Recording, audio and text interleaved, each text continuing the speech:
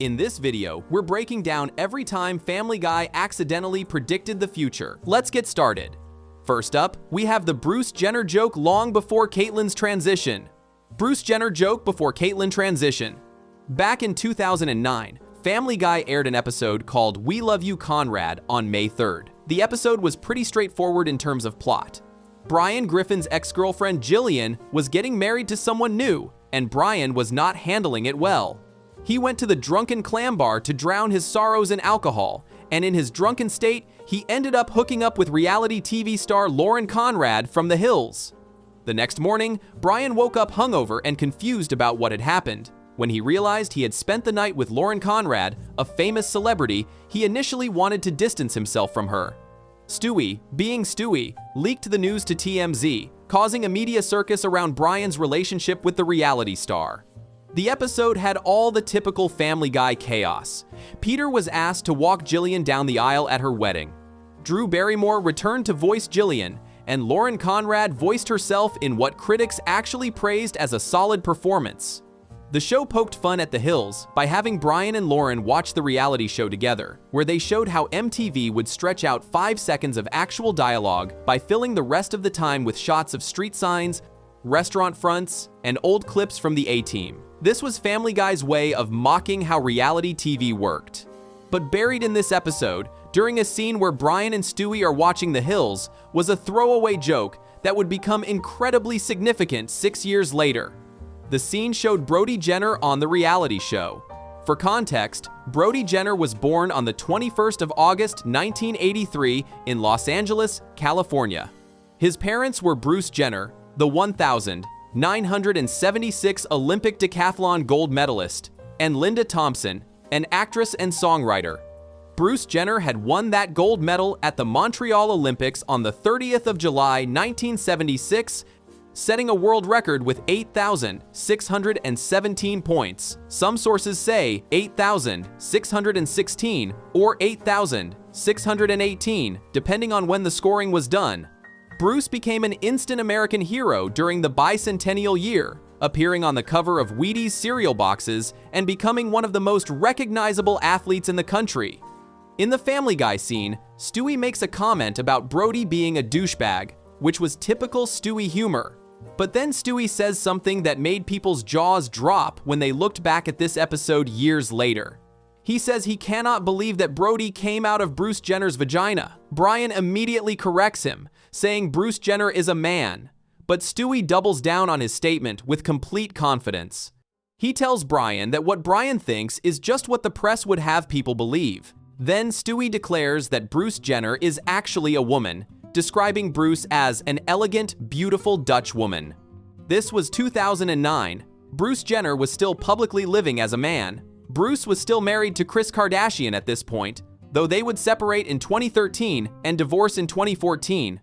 The Keeping Up with the Kardashians reality show was in full swing, and Bruce was appearing regularly as the father figure in that chaotic family. There were no public discussions about Bruce being transgender. There were no major news stories about Bruce's gender identity. The joke seemed completely random at the time, just another one of Family Guy's absurd non-sequiturs that they threw into episodes for shock value. Fast forward to the 24th of April 2015, Bruce Jenner sat down for a 2-hour interview with Diane Sawyer on ABC's 20 over 20 program. In this interview, watched by over 17.1 million viewers, Bruce publicly announced for the first time that he was transgender and identified as a woman. Bruce explained to Diane Sawyer that he had struggled with gender identity for his entire life, saying, "I have always been very confused with my gender identity, and that God gave me the soul of a female." This was a massive cultural moment. Here was one of America's most famous Olympic champions, someone who had been held up as the ideal of masculine achievement after winning the decathlon in 1976, revealing that he had been living with gender dysphoria for decades. But the story did not end with that interview. 2 months later, in June 2015, Vanity Fair magazine released what would become one of the most iconic magazine covers of the decade. The cover, photographed by Annie Leibovitz, showed Caitlyn Jenner for the first time. The headline simply read, "Call me Caitlyn." Caitlyn appeared in a white corset with long hair, looking confident and elegant. She tweeted from her new Twitter account, saying, "I'm so happy after such a long struggle to be living my true self. Welcome to the world, Caitlyn. Can't wait for you to get to know her, me." That tweet became one of the top 10 most retweeted messages of 2015. On the 15th of July, 2015, Caitlyn Jenner made her first major public appearance at the ESPY Awards, where she was honored with the Arthur Ashe Courage Award. Past winners of this award included Muhammad Ali, Nelson Mandela, and Billie Jean King, so this was a significant honor. Caitlyn appeared on stage in an ivory Atelier Versace dress, and she jokingly said, "Please be kind to me. I'm new at this," showing both vulnerability and humor about her transition.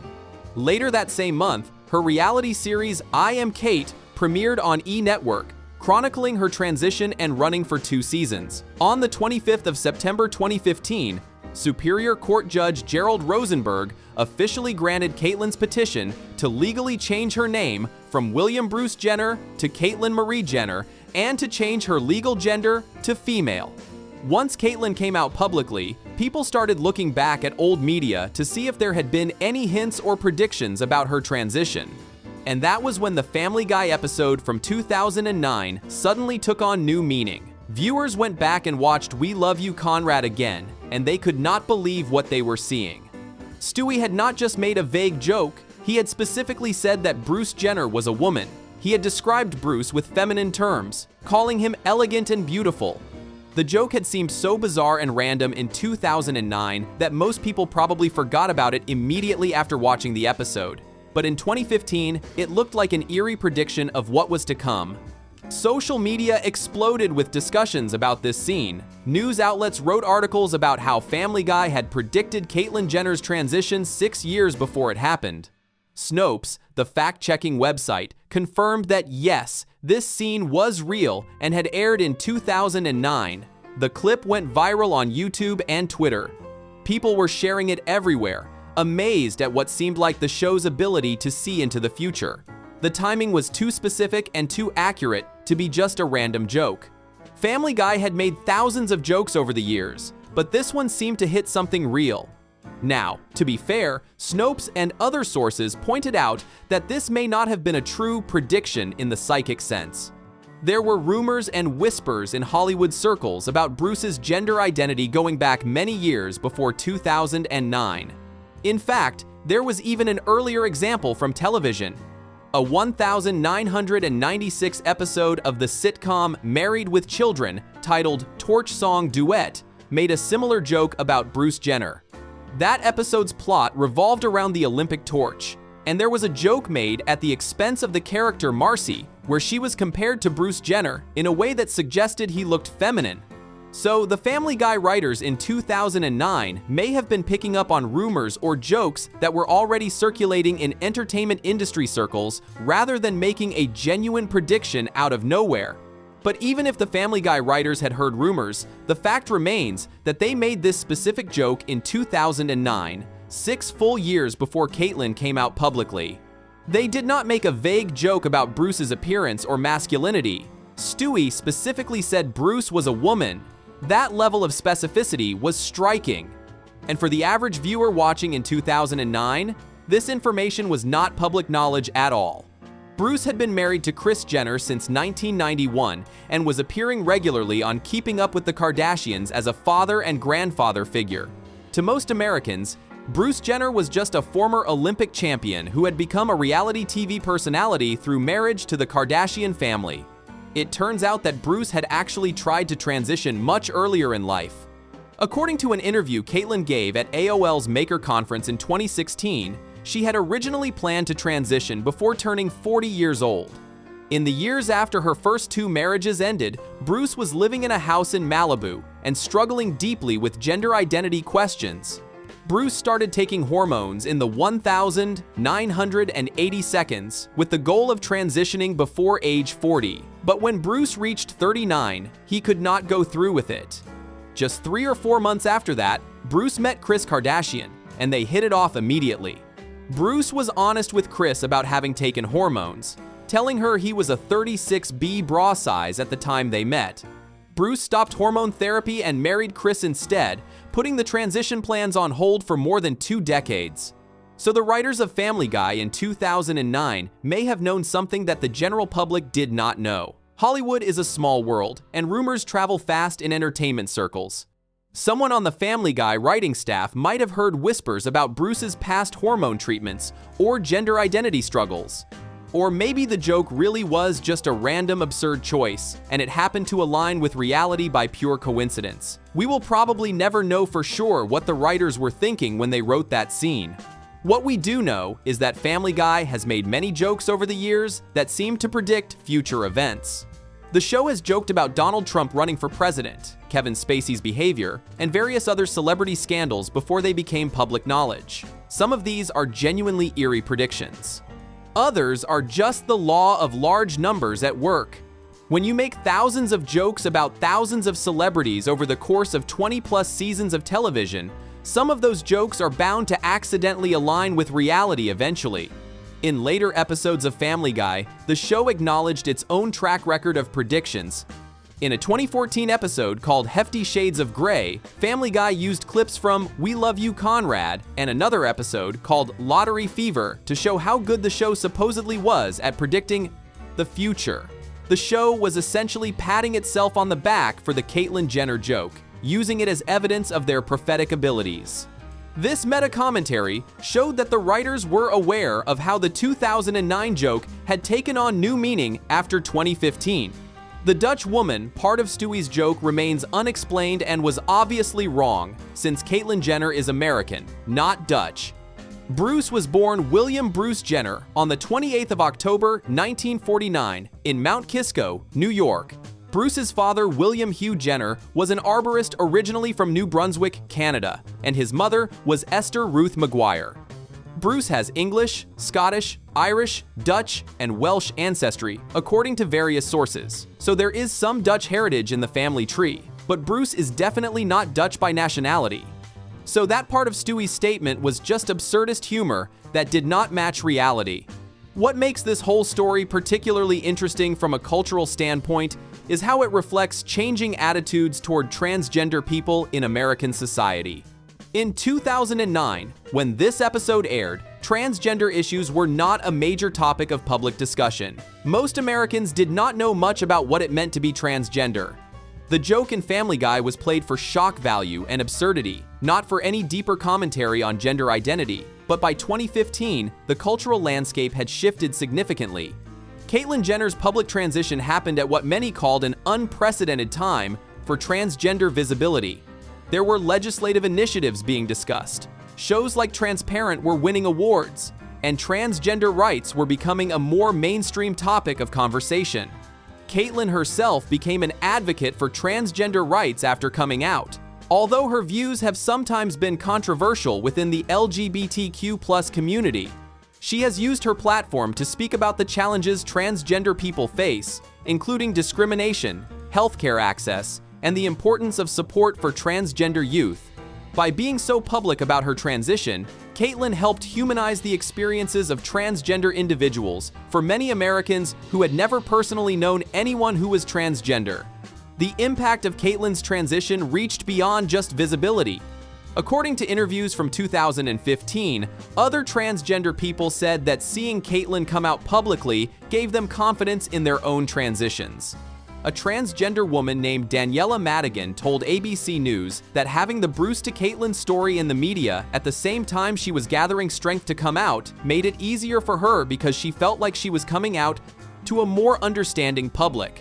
A transgender man named Aidan Munar said that Caitlyn's Vanity Fair cover made him more confident about himself and showed him that people were moving forward in their acceptance of transgender individuals.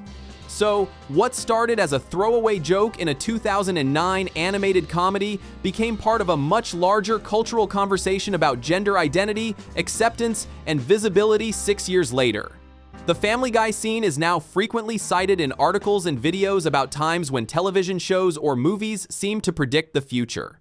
Whether it was genuine insider knowledge, rumor-based speculation, or pure coincidence, the fact remains that Stewie Griffin said in 2009 that Bruce Jenner was a woman, and in 2015, Caitlyn Jenner confirmed that truth to the world. The episode We Love You, Conrad went on to be released on DVD on the 15th of June 2010 as part of a collection of 7th season episodes. It was watched by 6.67 million viewers when it originally aired, making it the highest-rated show in Fox's animation domination block that night. Critics gave it generally positive reviews, praising the live-action footage from late-night talk shows and Lauren Conrad's voice acting performance. None of those critics in 2009 mentioned the Bruce Jenner joke as being particularly noteworthy. It was just one of many random celebrity references in an episode full of them. But history gave that joke a significance that nobody could have anticipated at the time, making it one of the most talked about moments in Family Guy history years after it first aired. Before we move on, make sure to subscribe if you're enjoying this breakdown. Moving on, we've got Robin Williams' mental health episode before his passing. Robin Williams' mental health episode before his passing. On the 20th of May 2012, Family Guy aired an episode called Family Guy Viewer Mail No. 2 on Fox in the United States. This was the 22nd episode of the 10th season and the 187th episode overall. The episode was actually a special anthology format, split into 3 different segments, with Brian and Stewie reading viewer mail to introduce each story. The 3 segments were called Chap of the Manor, which featured a British version of Family Guy, Point of Stew, which showed a typical day from Stewie's perspective, and the middle segment called Fat Man and Robin. This middle segment would become infamous 2 years later for reasons nobody could have predicted when the episode originally aired. The Fat Man and Robin segment had a premise that was completely absurd, even by Family Guy standards. The story began with Peter Griffin watching a roast of his favorite comedian, Robin Williams, on Comedy Central. During the roast, insult comic Jeff Ross made jokes at Robin Williams' expense, which was the whole point of a roast, but Peter became offended on Williams' behalf. He could not stand to see his comedy hero being insulted, even though that was literally the format of the show Peter was watching. In typical Peter fashion, he dramatically overreacted to the situation. Peter ran outside in the middle of a thunderstorm and started screaming at the sky, accusing God of hating Robin Williams. Peter yelled that he wished everyone in the world could be Robin Williams because Williams was such a great comedian and deserved better treatment. While Peter was standing there shouting at the heavens, lightning struck him. This gave Peter a bizarre supernatural power, similar to the Greek myth of King Midas, who turned everything he touched into gold. Except in Peter's case, everything and everyone he touched would transform into Robin Williams. At first, Peter was thrilled with this new ability. He went around touching people in Quahog, turning them all into Robin Williams. The segment showed a montage set to the song Rockin' Robin, where Peter gleefully transformed the entire town's population into Robin Williams clones. Each clone would do impressions and routines in Williams' signature rapid-fire comedic style. The episode captured Williams' actual performance energy remarkably well, showing multiple versions of him doing voices and characters that Williams was famous for throughout his career. But as more and more Robin Williams clones appeared, Peter started to realize this gift was actually a curse. The clones became overwhelming. There were too many of them, all talking at once, all doing comedy routines simultaneously. Peter accidentally touched his own family members, turning Lois, Chris, Meg, and the others into Robin Williams. The segment took a darker comedic turn when Peter touched inanimate objects, and they also transformed into Robin Williams. Even Joe's wheelchair-bound legs somehow became Robin Williams after Peter touched them, which was simultaneously creepy and absurd. Peter's situation spiraled into complete madness. He became desperate to end his curse. In what would become the most significant part of this segment in hindsight, Peter attempted suicide multiple times to escape his nightmare. But every suicide attempt failed because everything he tried to use to harm himself would turn into Robin Williams the moment he touched it. A rope became Robin Williams. A gun became Robin Williams. Pills became Robin Williams. Nothing worked because his curse prevented him from touching anything without transforming it. Finally, Peter came up with a drastic solution. He cut off both of his own hands. This way, he could no longer touch anything and create more Robin Williams clones. The segment ended with a disturbing final scene showing Peter sitting at the dinner table, looking crazed and traumatized, with bandages where his hands used to be. Around him sat 5 Robin Williams clones who had replaced his family members. The music was eerie, and the whole scene had a horror movie quality to it, even though this was supposed to be a comedy. Then Stewie appeared on the roof to deliver one last joke, saying, "I guess Disney would not let us do the Aladdin one," referencing how Williams had voiced the genie in Disney's Aladdin. When this episode aired in May 2012, it received a rating of 2.6 and was watched by 5.35 million people. This made it the most-watched show on Fox's animation domination block that night, beating The Cleveland Show, Bob's Burgers, and The Simpsons. Critics gave the episode mixed reviews. The Chap of the Manor and Point of Stew segments received more positive feedback, while the Fat Man and Robin segment got less enthusiastic reviews. Some viewers found it funny, but others thought the concept wore out its welcome by the end. Nobody at the time thought this episode would become significant for any reason beyond just being another weird Family Guy anthology story. The episode was dedicated to musician Warren Looning, who had died before it aired. It featured guest voice performances from several celebrities, including Cate Blanchett, Jeff Ross as himself during the roast scene, and many others. After its initial broadcast in America, the episode was repeated several times on various networks around the world, including on BBC Three in the United Kingdom. BBC Three scheduled reruns based on programming needs, typically planning their schedule weeks in advance like most television networks do. Fast forward to the 11th of August 2014. Robin Williams was found dead at his home in Paradise Cay, California, at approximately 11:45 inches the morning by his personal assistant. He was discovered in a seated position on the bedroom floor, with a belt around his neck. The other end of the belt was wedged between a closet door and the door frame. He had also made superficial cuts on his left wrist with a pocket knife that investigators found nearby. Williams was 63 years old. He was pronounced dead at 12:02 p.m. Pacific Time. Robin Williams had been born on the 21st of July, 1951, in Chicago, Illinois. He became one of the most beloved comedians and actors of his generation, known for his improvisational skills and his ability to create characters spontaneously. He first gained fame playing the alien Mork on the sitcom Mork and Mindy from 1978 to 1982. From there, he built an incredible career in both comedy and dramatic films.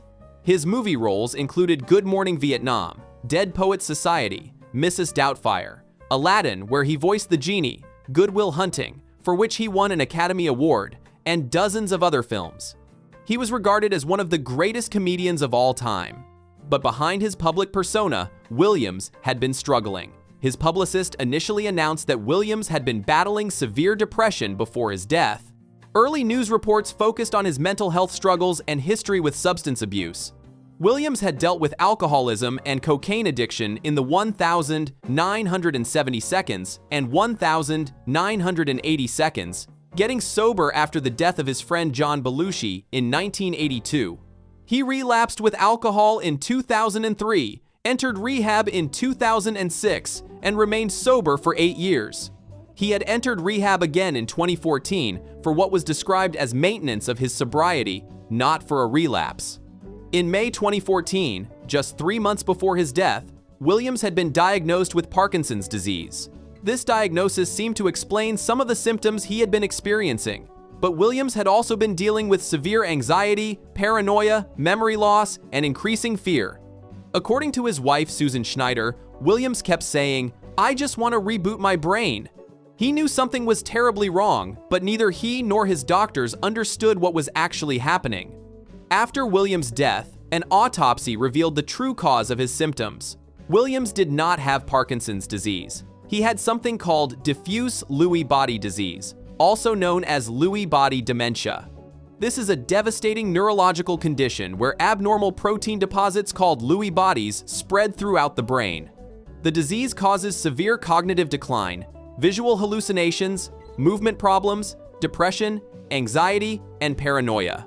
According to doctors who examined Williams's autopsy results, the pathology of Lewy body disease in his brain was among the worst they had ever seen. The disease can only be definitively diagnosed after death through autopsy, which is why Williams never knew what was really wrong with him while he was alive. 2 years after Williams' death, his widow Susan Schneider Williams published an essay in the journal Neurology describing his final months. She revealed that his symptoms had started in October 2013 with a sudden spike in fear, anxiety, stress, and insomnia. Over the following months, the symptoms worsened dramatically to include memory loss, paranoia, and delusions. One evening before his death, Williams took several wristwatches and put them in a sock, then took them to someone's house for safekeeping, which his wife suggested was a sign of his paranoia. Williams was aware that his mind was deteriorating, and it terrified him. News of Robin Williams' death spread quickly around the world. The announcement broke in the United States during the afternoon of the 11th of August 2014. Due to time zone differences, the news reached the United Kingdom later that same evening. In the UK, people started learning about Williams' death around 11:50 p.m. British Summer Time on August 11th. And this is where the timing became unnervingly coincidental. That same night, at 11:25 p.m. BST on the 11th of August 2014, BBC 3 aired a repeat of Family Guy viewer mail number 2 in the United Kingdom. This was the episode containing the Fat Man and Robin segment where Peter Griffin turns everything into Robin Williams and attempts suicide multiple times. The episode had been scheduled for broadcast more than 2 weeks earlier, as was standard practice for television networks planning their programming. BBC 3 had shown this episode a couple times before as a normal rerun. There was absolutely no way anyone at the BBC could have known what would happen that day. The episode finished airing at approximately 11:50 p.m. BST. At almost that exact moment, news of Robin Williams' death began breaking in the UK. People who had just watched the Family Guy episode featuring Robin Williams and suicide attempts immediately started seeing news headlines announcing that Robin Williams had died by suicide. The timing was so close that some viewers were still watching the end credits when they saw the news alerts on their phones or other devices. Social media exploded with reactions to this bizarre coincidence. Twitter and Reddit users expressed shock at what had just happened. People posted messages like, "So weird that the Family Guy episode about Robin Williams was on last night just before it was announced he was dead." Another person tweeted, "A bit weirded out by the news of Robin. Williams' death after last night's episode of Family Guy being all about him?" Many viewers used words like freakishly weird, uncanny, bizarre coincidence, and shocked to describe their reactions to the timing. The next morning, BBC issued a statement through a spokesperson who told reporters, "The episode ended just as the news broke about his death. This was a repeat that we have shown a couple of times before, so who could have planned that? It was scheduled more than 2 weeks ago, so it is just an uncanny coincidence." Some of our people who work here noticed that the death of Robin Williams was announced just as this episode ended. The BBC had originally planned to repeat the episode again on Friday, but they canceled that broadcast out of respect for Williams and sensitivity to the situation. The coincidence was particularly disturbing because of the specific content of the episode. It was not just that the episode featured Robin Williams. The segment specifically showed a character attempting suicide multiple times, and it depicted those suicide attempts in detail, even though they were played for dark comedy.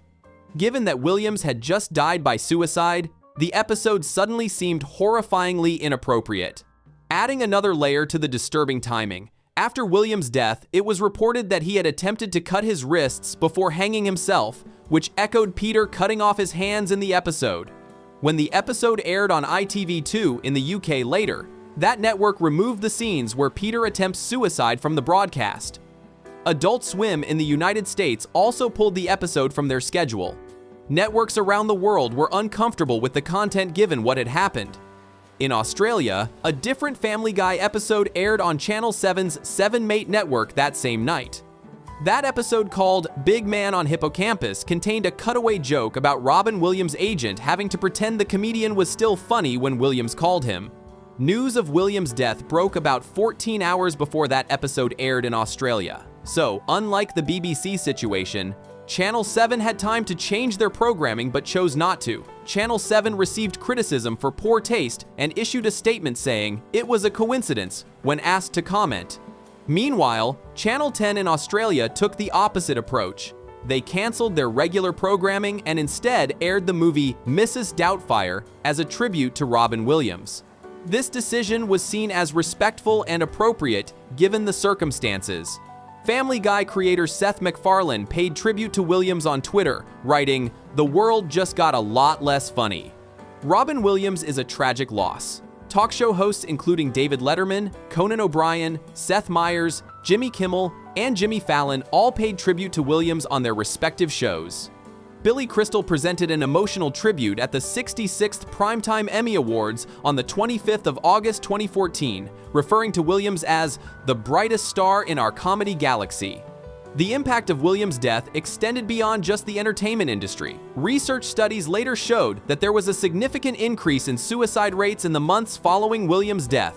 A study published in a medical journal found that from August to December 2014, there were 18,690 suicides in the United States, when the expected number, based on historical patterns, was 16,849.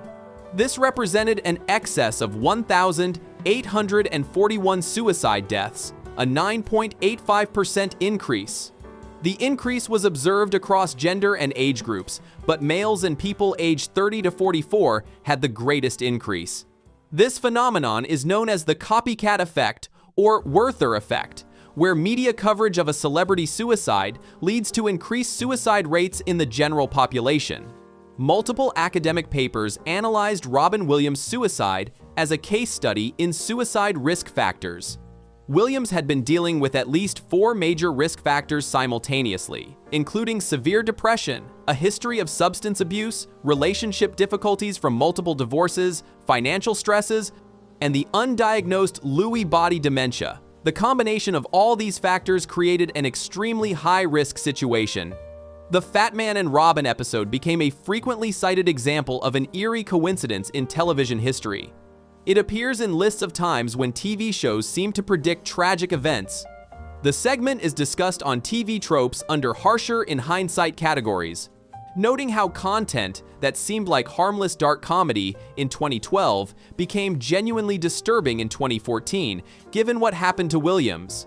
Unlike the Caitlyn Jenner example where Family Guy made a specific joke that turned out to be true years later, the Robin Williams situation was not a prediction at all. The episode did not predict Williams' death or suggest anything about his mental health. It was purely a coincidence of timing. A repeat of a 2-year-old episode happened to air at almost the exact moment news broke about Williams' death. The fact that the episode's content involved suicide attempts made the coincidence feel especially dark and inappropriate, even though obviously nobody at the BBC or Family Guy had any way of knowing what would happen when they created or scheduled that content.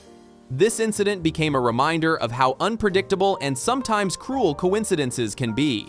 It also sparked discussions about media responsibility when dealing with content featuring celebrities who have died, especially in cases of suicide.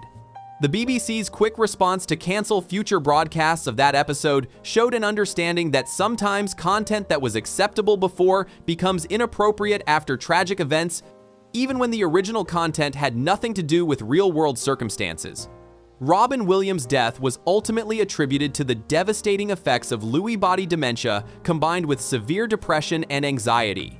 His legacy continues through his incredible body of work in comedy and film, and through increased awareness of Lewy body dementia that came from his widow's advocacy after his death.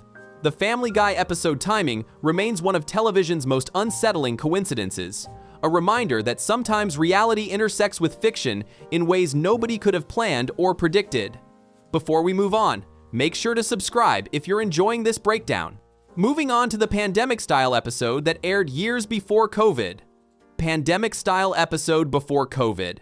On the 13th of November 2016, Family Guy aired an episode called Hot Shots as the 6th episode of the show's 15th season.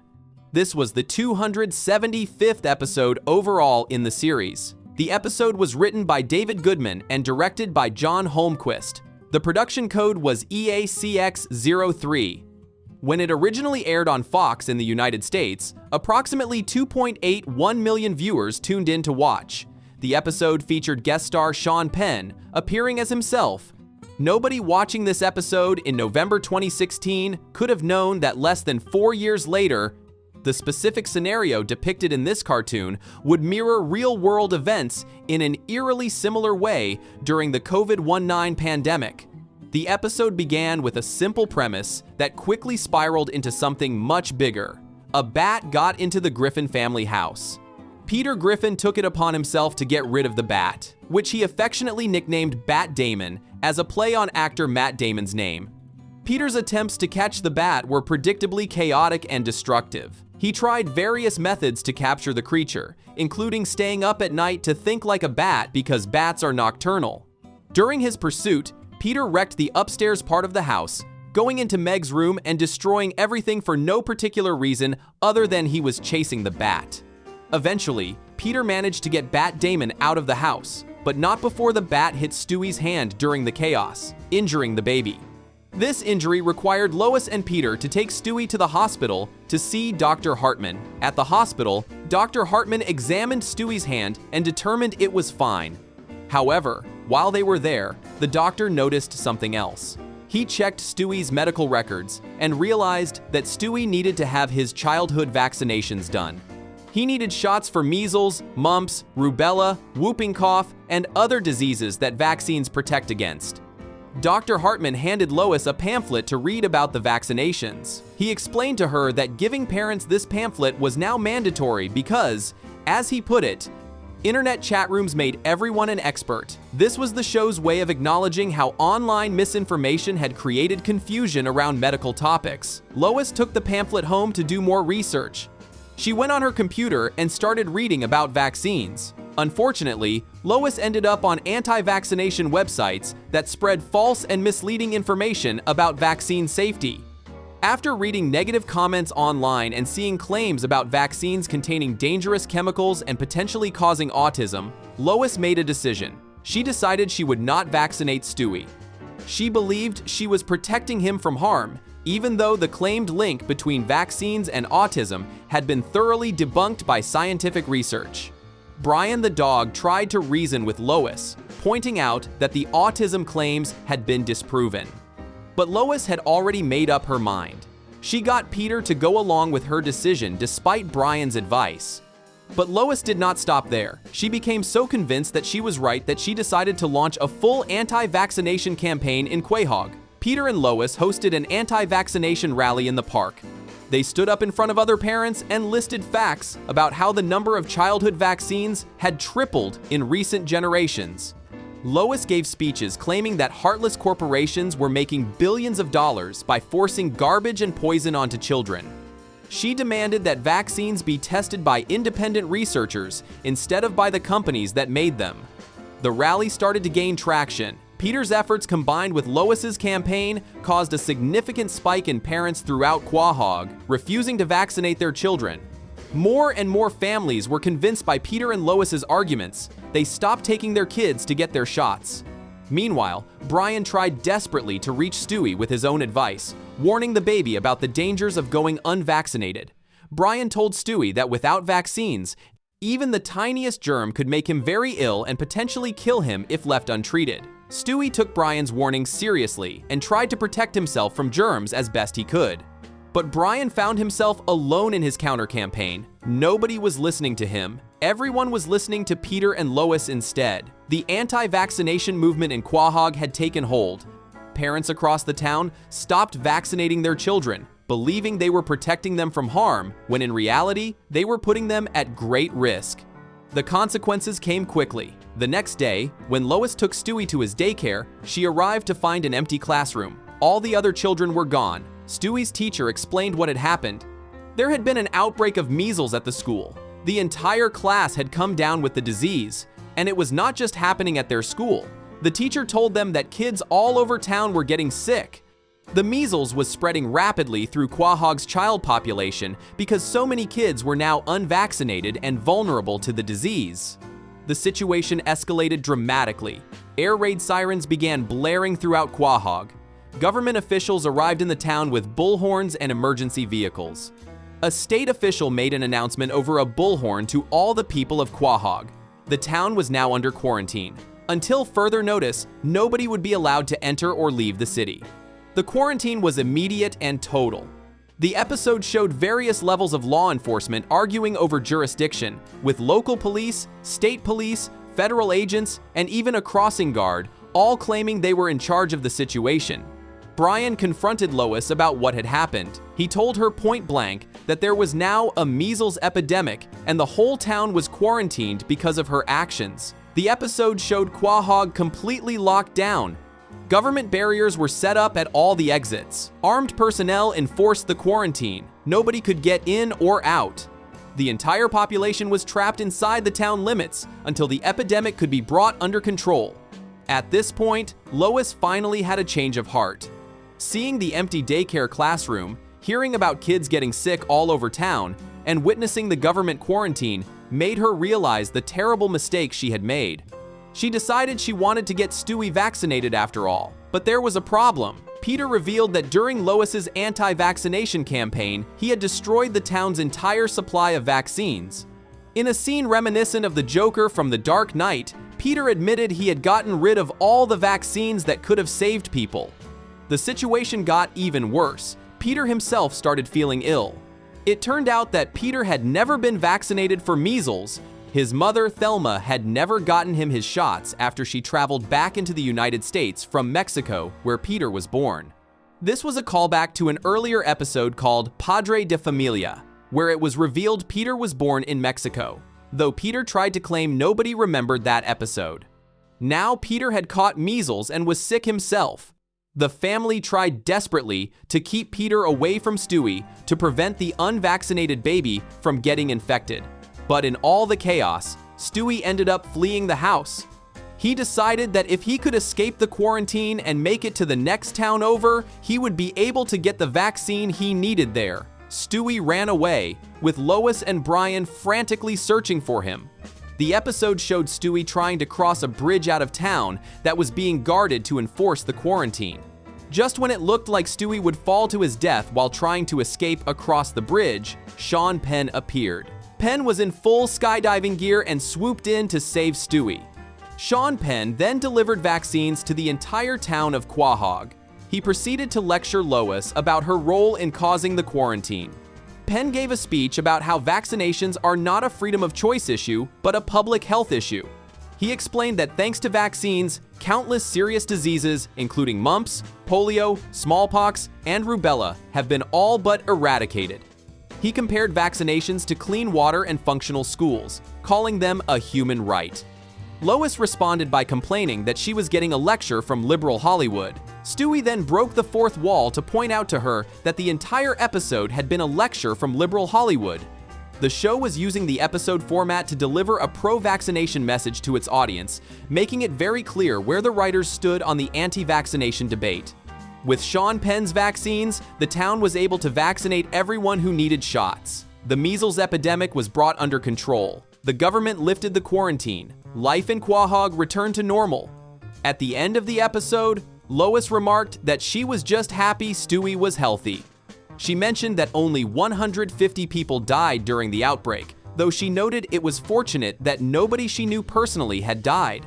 This dark joke highlighted the serious consequences of the anti-vaccination movement while maintaining Family Guy's signature inappropriate humor style.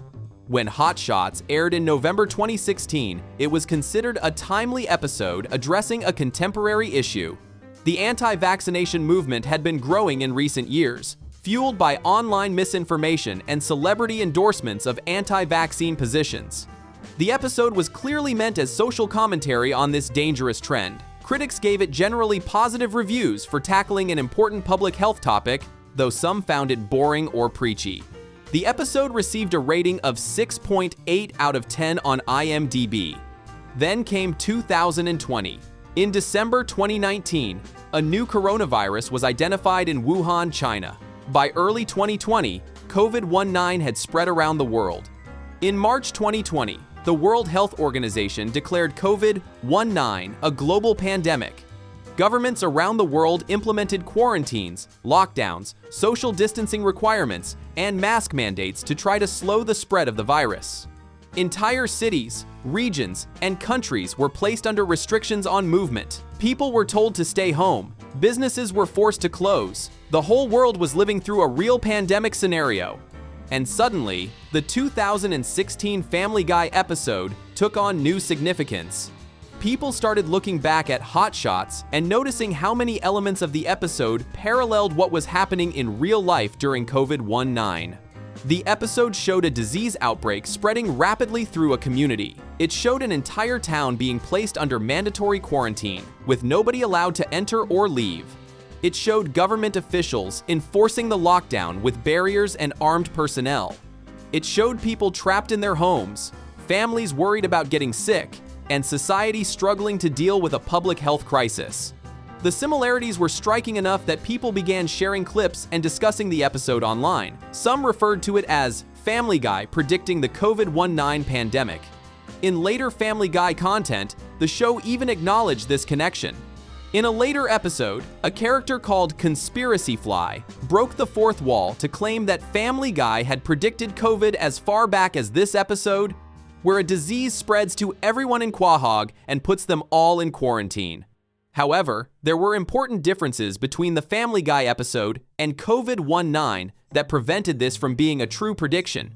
In the episode, the disease was measles, not a coronavirus.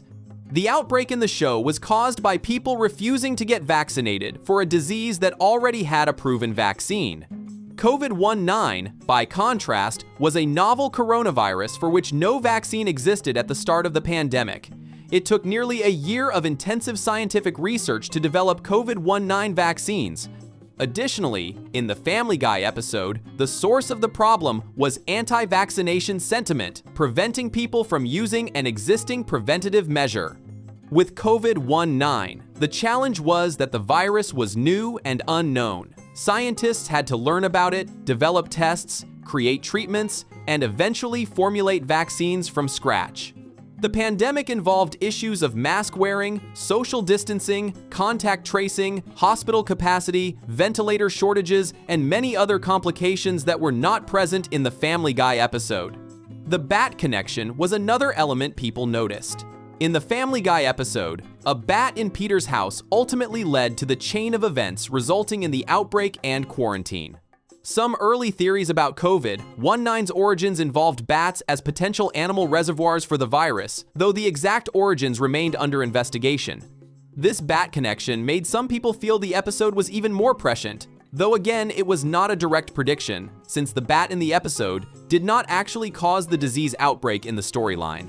What the Family Guy episode did successfully predict was the social dynamics around a pandemic. It showed how misinformation spreads, how people resist public health measures even when they are necessary, how government authority gets deployed during emergencies, and how communities struggle when disease outbreaks occur. These were all themes that played out during the real COVID-19 pandemic. The episode captured something essential about how modern society responds to public health crises, even if the specific details were different. The episode also addressed vaccine hesitancy, which became a major issue during COVID-19. When vaccines were developed for COVID-19, many people refused to get vaccinated due to misinformation, conspiracy theories, and distrust of medical authorities. This was exactly what the Family Guy episode had satirized back in 2016. The show had identified vaccine hesitancy as a dangerous trend years before it became a critical problem during an actual pandemic. Seth MacFarlane, the creator of Family Guy, who voices Peter, Stewie, and Brian, later created additional COVID-19 related content.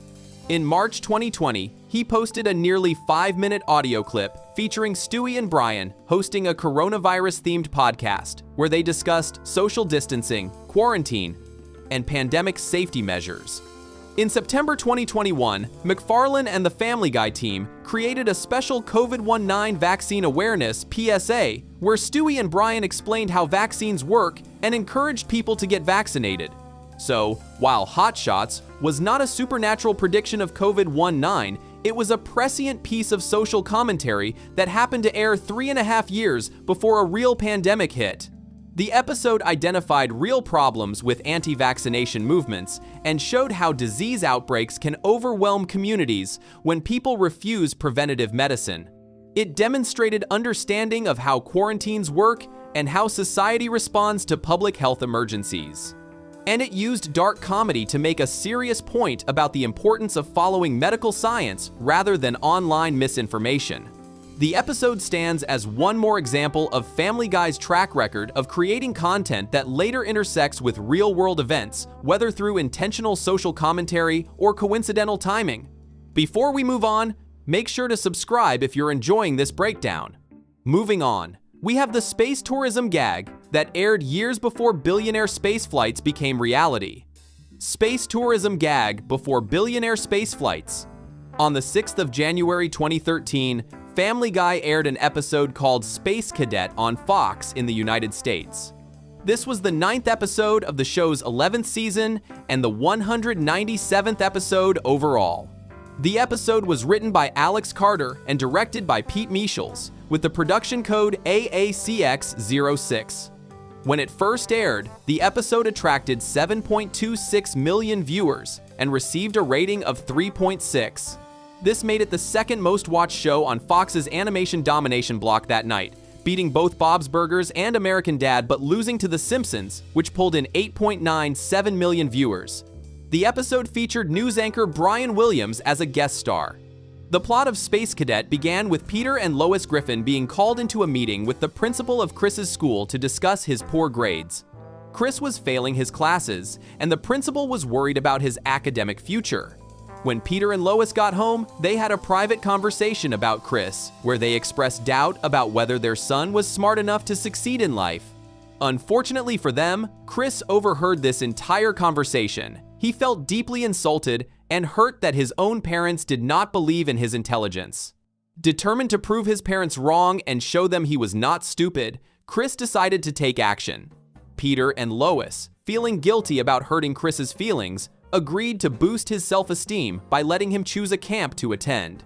They probably expected him to pick something easy like a sports camp or art camp, but Chris surprised them by choosing NASA Space Camp at the Kennedy Space Center in Florida.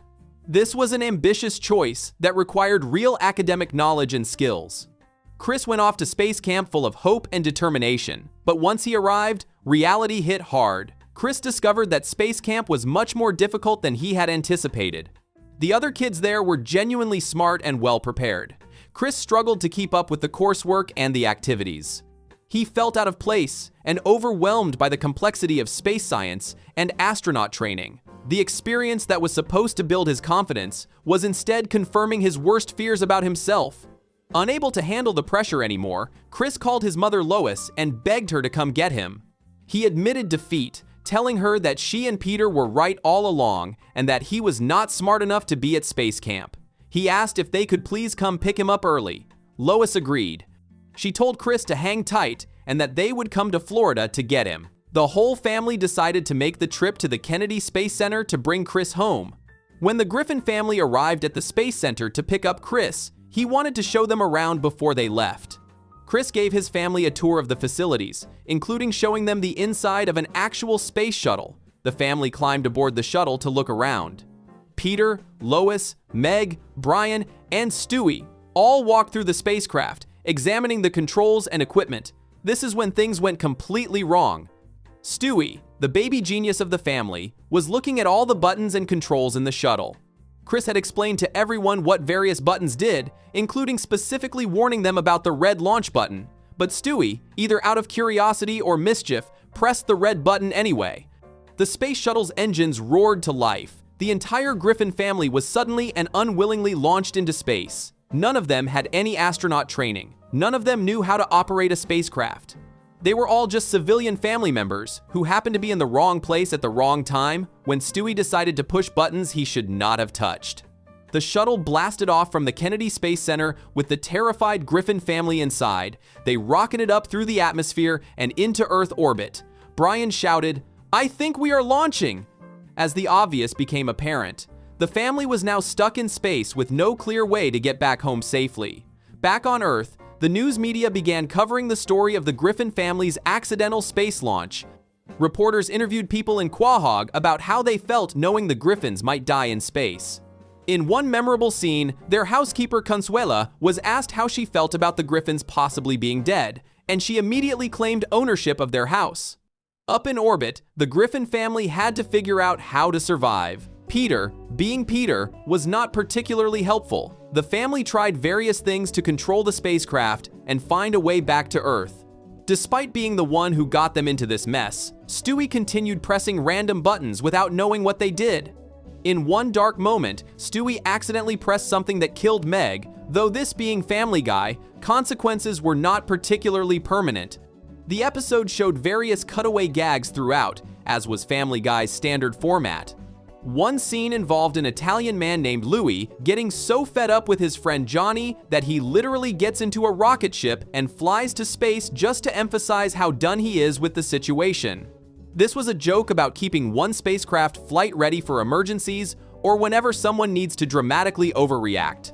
The episode also featured Peter being brainwashed by television shows like Breaking Bad and The Wire, which would hypnotize people into saying good things about them.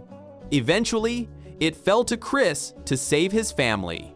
The kid who supposedly was not smart enough for space camp had to use everything he had learned during his brief time there to figure out how to land the space shuttle safely. Chris applied his knowledge of space travel and spacecraft operation to guide his family back to Earth. He proved that he actually had learned something valuable at camp and that he was smarter than everyone, including himself, had given him credit for. Chris successfully landed the shuttle, saving everyone's lives.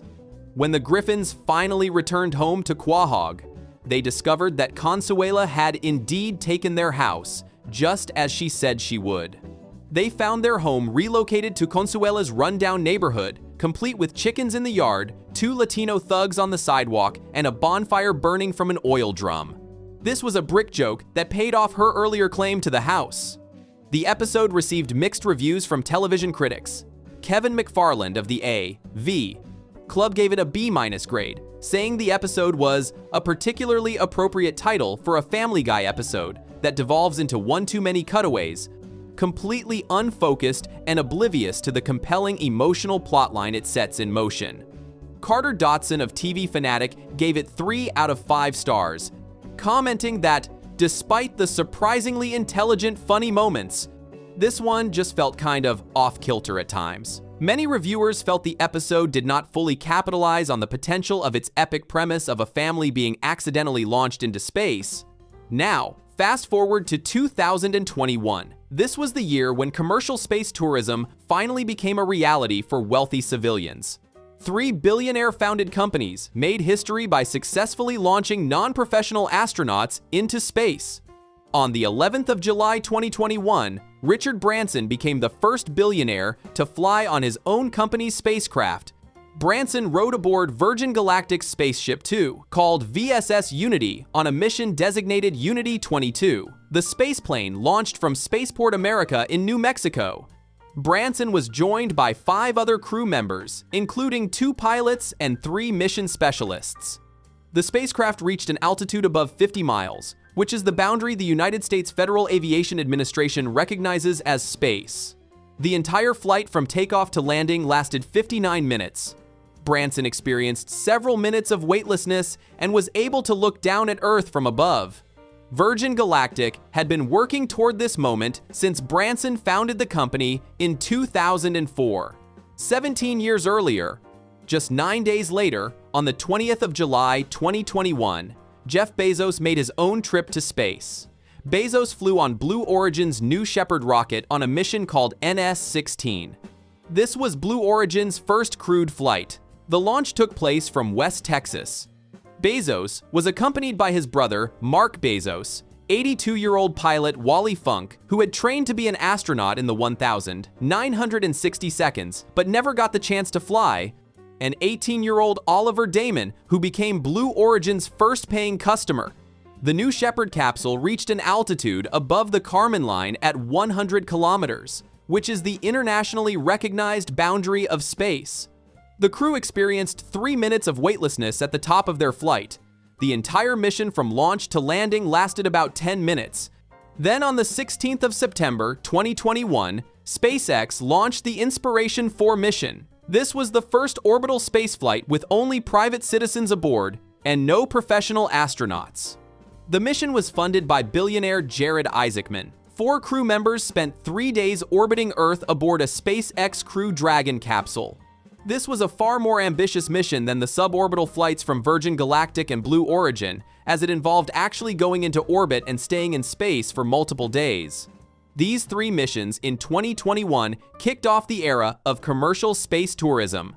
Prior to 2021, only a handful of very wealthy individuals had paid to visit space, typically by buying seats on Russian Soyuz spacecraft to visit the International Space Station for millions of dollars. But 2021 was the year when multiple American companies successfully demonstrated they could take civilians to space on spacecraft they had built themselves. The billionaire space race became real. Looking back at the 2013 Family Guy episode Space Cadet, some elements feel prescient. The episode aired 8 years before the billionaire space tourism flights of 2021. At the time, Space Cadet was produced in 2012 and aired in January 2013. Commercial space tourism was still largely theoretical. Virgin Galactic had been working on Spaceship Two for years, but had not yet conducted crewed test flights. Blue Origin was still in early development stages. SpaceX was focused on cargo missions to the International Space Station and had not yet flown humans anywhere. The idea of civilians accidentally ending up in space and having to figure out how to survive mirrored what would later become the pitch for space tourism: civilians going to space without being professional astronauts. While the Griffin family's journey was accidental and played for comedy, the underlying premise of non-astronauts traveling to space became reality less than a decade later. The episode showed NASA's Kennedy Space Center as the location for space activities, and real commercial spaceflight companies like SpaceX would indeed use Kennedy Space Center's facilities for launches. The episode joked about spacecraft being kept flight-ready for various situations, and real space tourism companies would develop reusable spacecraft that could fly multiple missions. However, the episode was not a direct prediction of space tourism. The Griffins did not pay to go to space. They were not space tourists. They were accidental stowaways who got launched because Stewie pushed a button. The episode was more about Chris's journey to prove himself and about the family getting into trouble through their own incompetence. Space was the setting for the chaos, not a commentary on the future of commercial spaceflight. Still, the timing is notable. Family Guy created an episode about a family going to space in 2013, 8 years before billionaires would actually start going to space on their own company's vehicles. The show demonstrated civilians in spacecraft dealing with the reality of being in orbit, which would become the experience that space tourism companies sold to wealthy customers in 2021. The episode also captured something about the accessibility or lack thereof of space travel. Chris went to space camp, which was difficult for him. Then, his whole family ended up in actual space, which was dangerous and scary. This mirrors the real-world situation where space tourism tickets cost hundreds of thousands to tens of millions of dollars, making space accessible only to the extremely wealthy. The Griffins getting to space by accident and nearly dying highlights how unprepared regular people would be for space travel, which is why real space tourists undergo training before their flights. Family Guy had created multiple space-themed episodes over its long run, so space was not a new topic for the show. But Space Cadet specifically put civilian characters into a scenario that would become increasingly relevant as the decade progressed and private space companies moved closer to making commercial spaceflight a reality. The episode stands as another example of Family Guy creating content that later connected with real-world developments, even if the connection was more coincidental than prophetic. Before we move on, make sure to subscribe if you're enjoying this breakdown. Moving on to the Can Times BIS legalization episodes that aired before the U.S. legalization wave. Can Times BIS legalization episodes before the U.S. legalization wave. On the 19th of April, 2009, Family Guy aired an episode simply titled 420 on Fox in the United States. This was the 12th episode of the show's 7th season and the 122nd episode overall. The episode was written by Patrick Mahan and directed by Julius Wu, with the production code 6ACX16. The title itself was a direct reference to the term 420 used in cannabis culture, and the episode premiered on April 19, the day before April 20th, which is written as 4/20 inches the United States and celebrated as a counterculture holiday centered on cannabis consumption. When it first aired, the episode attracted a solid viewership and generated immediate controversy for its bold stance on marijuana legalization. The plot of 420 began with Peter Griffin accidentally killing Quagmire's pet cat named James. Quagmire had recently adopted the cat, and his personality had changed dramatically. He was spending more time with his new pet than with his friends, Peter, Joe, Cleveland, and Brian. The guys decided to play a prank on Quagmire by shaving his cat while he was away in Vermont buying a birthday present for it. But the prank went horribly wrong when Peter accidentally killed the cat with a razor. Peter and Brian decided to hide the cat's body in the woods with the intent of telling Quagmire that James had simply run away. While driving to dispose of the body, they were pulled over by police. The police officers completely ignored several obvious problems. They did not care that Peter had been drinking beer. They showed no concern about the bloodstains on Peter's clothes. They were not interested in the fact that Peter had killed a cat. But the moment they spotted Brian in possession of marijuana, everything changed. Brian was immediately arrested without question for drug possession. The Griffin family bailed Brian out of jail and he was placed on probation for drug use. As part of his probation, Brian had to submit to random drug testing. Shortly after Brian started smoking marijuana again, his neighbor Joe Swanson arrived at the house to administer a urine test. Brian panicked and attempted to use Stewie's urine instead of his own to pass the test. However, Lois caught Brian in the act. She scolded him for sinking so low and told him that if he was willing to go to such extreme lengths just to keep smoking marijuana, then it was time for him to make a change in his life. But Brian did not interpret Lois's advice the way she intended. Instead of quitting marijuana, Brian decided the change that needed to happen was in the law itself. He announced that it was time for Quahog to legalize marijuana. This decision set the main plot of the episode in motion. Brian, with help from Stewie, launched a full campaign to legalize cannabis in their town. The centerpiece of their campaign was an elaborate musical number called A Bag O' Weed. The song was set to the tune of Me Ol' Bamboo from the 1968 musical film Chitty Chitty Bang Bang. Brian and Stewie performed this enthusiastic number in public, singing about all the virtues of marijuana and making the case for why it should be legal. The lyrics were displayed on screen with a bouncing ball in the style of old 1930 Seconds, Fleischer Brothers screen songs cartoons that invited viewers to sing along. During the musical performance, the episode showed a picture of actor Woody Harrelson, who has famously advocated for marijuana legalization in real life. Toward the end of the song, the character Shaggy from the television show Scooby-Doo appeared in the crowd, referencing the many jokes about his stoned-like demeanor that fans had made over the years. The musical number was catchy, well-produced, and deliberately designed to make marijuana use seem fun and harmless. The campaign was remarkably successful. Soon after Brian and Stewie's public performance, the entire town of Quahog rallied behind their cause. Mayor Adam West, the eccentric mayor of the town, passed a law to legalize marijuana. Once it became legal, everyone in Quahog started smoking it. The only people who did not partake were Lois, her father, Carter Pewterschmidt, and the kids Chris, Meg, and Stewie. Brian pointed out to Lois that the town had actually improved dramatically as a result of marijuana legalization. He cited specific benefits, including a decrease in crime rates and an increase in productivity.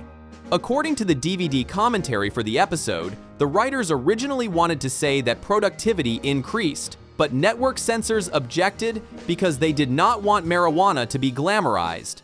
Brian also noted that ratings for the British science fiction show Doctor Who had shot through the roof, a joke referencing the psychedelic visual effects used in the show's early title sequences. Even Peter Griffin was too stoned to perform his usual cutaway gags, with one scene showing him trying and failing to set up a joke before just listing names of celebrities he did not like in a text crawl. However, not everyone was happy with the legalization. Lois's wealthy father, Carter Pewterschmidt, was losing significant money in his timber industry business.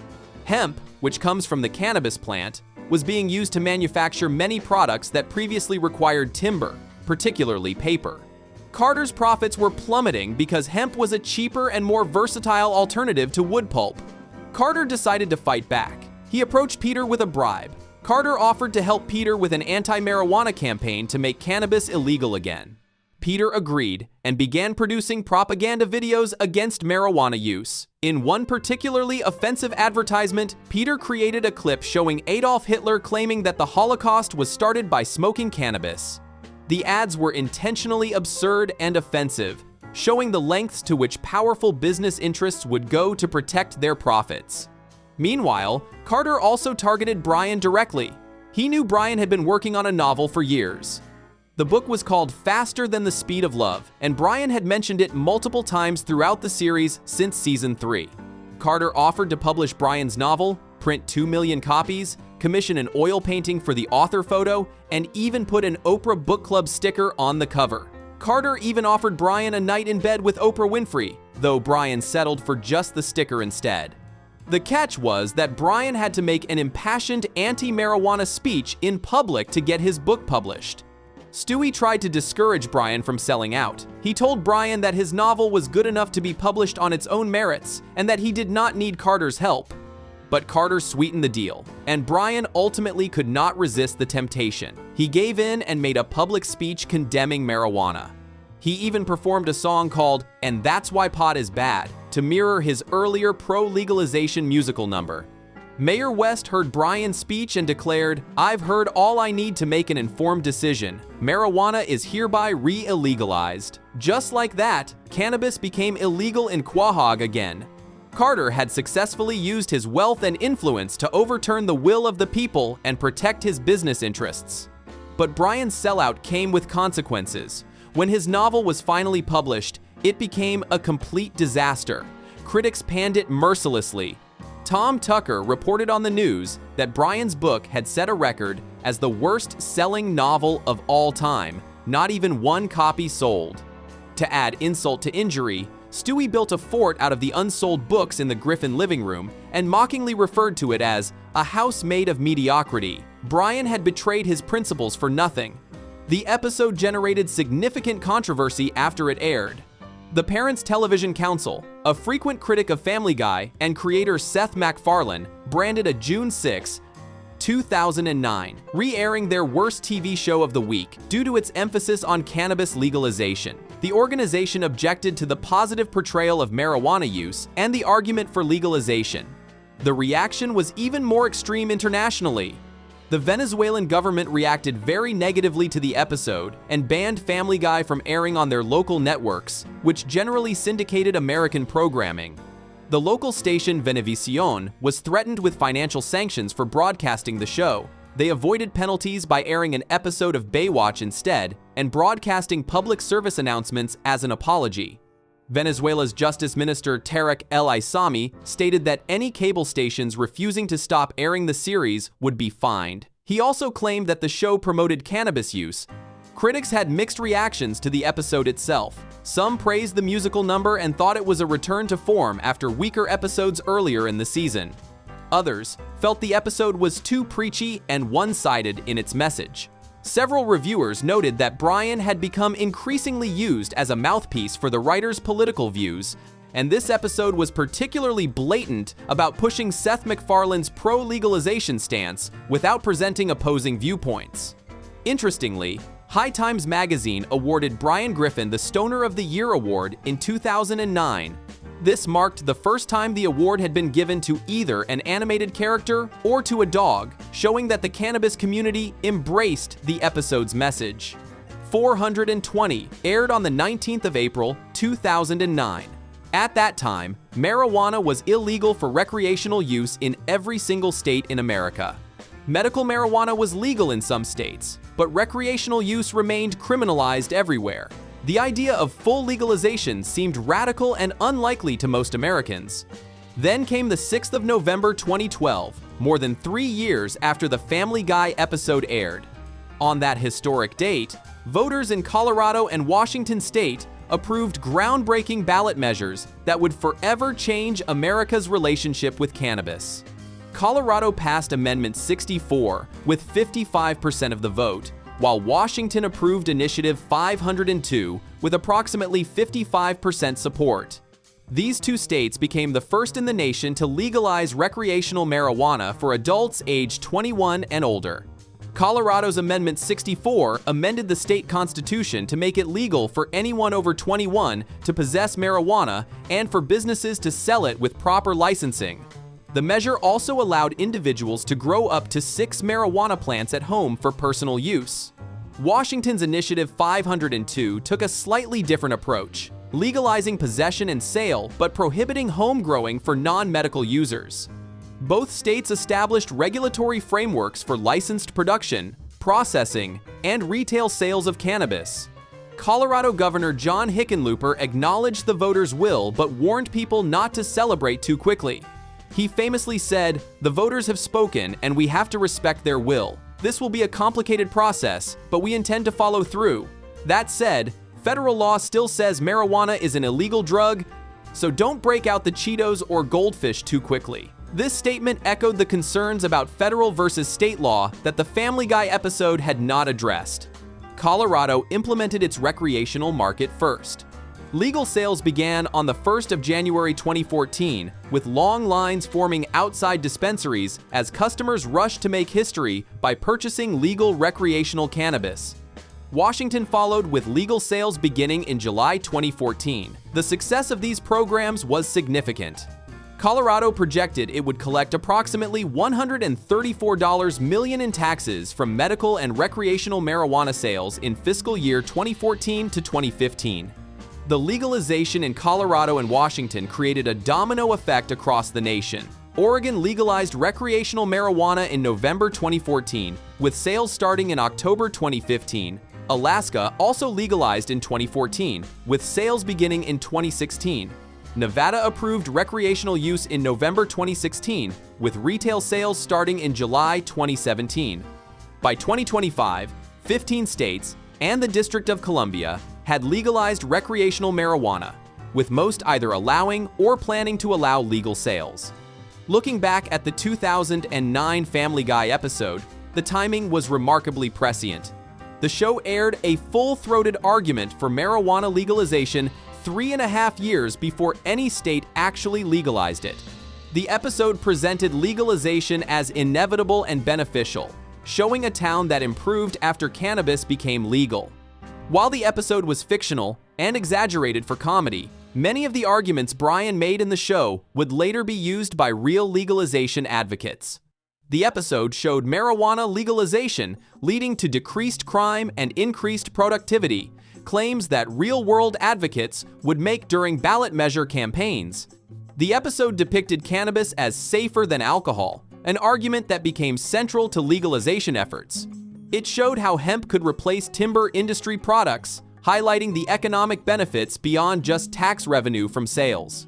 And it portrayed the opposition to legalization as coming from wealthy business interests protecting their profits rather than from genuine public safety concerns. Family Guy also anticipated some of the complications of legalization. The episode showed tension between federal law and local law, with Brian being arrested despite marijuana being relatively harmless. This predicted the real-world conflict between state legalization and continued federal prohibition. The episode showed how easily popular will could be overturned by wealthy interests, reflecting concerns about corporate influence in drug policy. And it demonstrated that legalization would face fierce opposition from established industries threatened by cannabis. However, the episode did get some things wrong or oversimplified. Real legalization came through statewide ballot measures, not just town ordinances. The rollout of legal sales took years of planning and regulation, not the immediate implementation shown in the cartoon. And the episode did not address many important details like taxation structures, licensing requirements, driving under the influence laws, restrictions on public consumption, and age verification systems that real states had to develop. Still, 420 stands as one of Family Guy's more notable attempts to engage with political issues before they became mainstream. The episode took a clear stance on a controversial topic at a time when most Americans still opposed legalization. By presenting marijuana legalization in a positive light and making it seem reasonable and beneficial, the show helped normalize an idea that would become reality just a few years later. Whether Family Guy influenced public opinion or simply reflected changing attitudes is debatable, but the timing is undeniable. The show advocated for cannabis legalization in 2009, and by 2012, 2 states had made it happen. The legalization wave that followed turned what once seemed radical into the new normal in much of America. Before we move on, make sure to subscribe if you're enjoying this breakdown. Moving on to the economic collapse before 2008 crash. Economic collapse before 2008 crash. The economic collapse before 2008 crash. Economic collapse before 2008 crash. Back in December 2004, Family Guy aired an episode called When You Wish Upon a Weinstein that showed Peter Griffin making one of the worst financial decisions of his life. The episode opens with Peter doing something that would make any financial advisor cry. He hands over Lois's entire rainy day fund to a con artist named Jim Kaplan, who shows up at their door selling volcano insurance. Just like that, the family's emergency savings vanish into thin air because Peter fell for a ridiculous scam. The episode deals with Peter desperately trying to fix his catastrophic financial mistake, and the whole story centers around a family drowning in money problems they created through terrible decisions and predatory schemes. At the time, this probably seemed like another absurd Peter Griffin adventure. But when you look back at it now, knowing what happened just 4 years later with the 2008 financial crisis, the episode hits different, way different. The themes of financial disaster, predatory scams, people losing their life savings, and economic collapse that drove this episode became America's actual reality when the economy crashed in 2008. The episode aired on Fox on the 10th of December 2004. This was originally supposed to come out even earlier. It was produced back in 2000, but got held up for years because Fox executives worried about its content. The episode first appeared on DVD in September 2003, then aired on Adult Swim in November 2003, before finally making it to Fox in late 2004. So, this thing was written and animated way back in 2000, years before anyone was seriously talking about an economic meltdown. The story kicks off with Peter throwing away the family's emergency money on volcano insurance, CFA, basically the most useless insurance policy you could imagine. Stewie breaks Meg's glasses that same night, and suddenly Lois tells Peter he needs to get that money back because they need it to replace Meg's broken glasses. This is when Peter realizes he messed up big time. The family has zero financial cushion left. This might sound like typical cartoon chaos, but replace volcano insurance with subprime mortgage, and you've got the exact formula that destroyed the American economy in 2008. The 2008 financial crisis officially kicked off when the subprime mortgage market started falling apart in early 2007. By the 15th of September 2008, Lehman Brothers, TT9, the fourth largest investment bank in America, filed for bankruptcy with $639 billion in assets and $619 billion in debt. It was the biggest bankruptcy in United States history at that time. When Lehman went down, it triggered a complete meltdown in global financial markets. The Dow Jones dropped over 500 points in one day. Banks stopped lending money to each other. The whole system seized up. And how did this happen? Because millions of Americans, just like Peter Griffin in that episode, made terrible financial decisions and fell victim to predatory schemes designed to take their money. The parallels are actually wild when you break them down. In the Family Guy episode, Peter loses his emergency fund to a scam artist.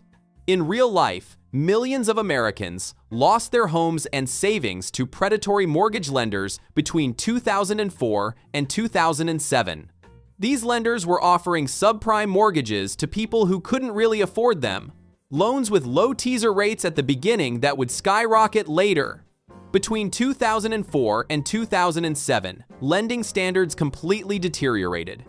Subprime mortgages went from just 5% of total mortgage originations in 1994 worth, about $35 billion, to 20% by 2006 worth, around $600 billion. That's massive growth in really risky loans. The government-sponsored enterprises like Fannie Mae and Freddie Mac, which used to handle safer conventional mortgages, saw their market share drop, while private companies started securitizing these dangerous subprime loans like crazy.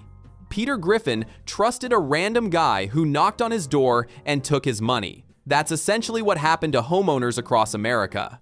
Mortgage brokers were pushing people towards subprime loans even when they qualified for safer FHA-backed mortgages. Why? Because the risky loans were more profitable. Brokers worked on commission, so they had every incentive to sell the most expensive, dangerous products possible. Many borrowers didn't understand what they were signing up for. They heard low monthly payments and "you can afford your dream home," without realizing their interest rates would adjust upward in a few years, making those payments impossible to maintain. Fund manager Michael Burry saw this disaster coming and actually made the first credit default swap bet against subprime mortgage bonds back in May 2005, to 3 years before Lehman collapsed. He predicted these loans would become volatile within 2 years after their low teaser rates expired. He was right. The Family Guy episode shows Peter spiraling into financial panic after losing the family's safety net. That's what happened to American households on a massive scale. Housing prices peaked in 2006 after years of climbing. Between 1997 and 2006, the price of a typical American house increased by 124%. People thought home prices could only go up, so they kept borrowing against that imagined future wealth. U.S. household debt as a percentage of annual disposable income hit 127% by the end of 2007, compared to just 77% back in 1990. Everyone was over-leveraged, counting on rising home values to bail them out. When prices started falling in 2006, the whole house of cards collapsed. Borrowers with adjustable-rate mortgages couldn't refinance to avoid higher payments. They started defaulting in huge numbers. By the third quarter of 2007, subprime adjustable-rate mortgages, (SIX), which made up only 6.9% of all U.S. mortgages, (SX), accounted for 43% of all foreclosures that quarter. By October 2007, about 16% of subprime ARMs were either 90 days behind on payments or already in foreclosure proceedings. That was triple the rate from 2005. By January 2008, it jumped to 21%, and by May 2008, it hit 25%. In Peter's case, he needs to get the money back from the scammer to fix his immediate crisis. In America's case, there was no getting the money back. It was gone. Average U.S. housing prices fell over 20% from their mid-2006 peak by September 2008. During 2007, lenders started foreclosure proceedings on nearly 1.3 million properties, a 79% increase over 2006. Families who thought they were building wealth and security suddenly found themselves underwater on mortgages worth more than their actual homes. They couldn't sell without taking massive losses. They couldn't refinance because their credit was shot and the value wasn't there anymore. Many people just walked away, losing everything they'd put into their homes, plus destroying their credit for years to come. The episode features Peter meeting Max Weinstein, a Jewish accountant who helps Peter recover the stolen money from the scammer.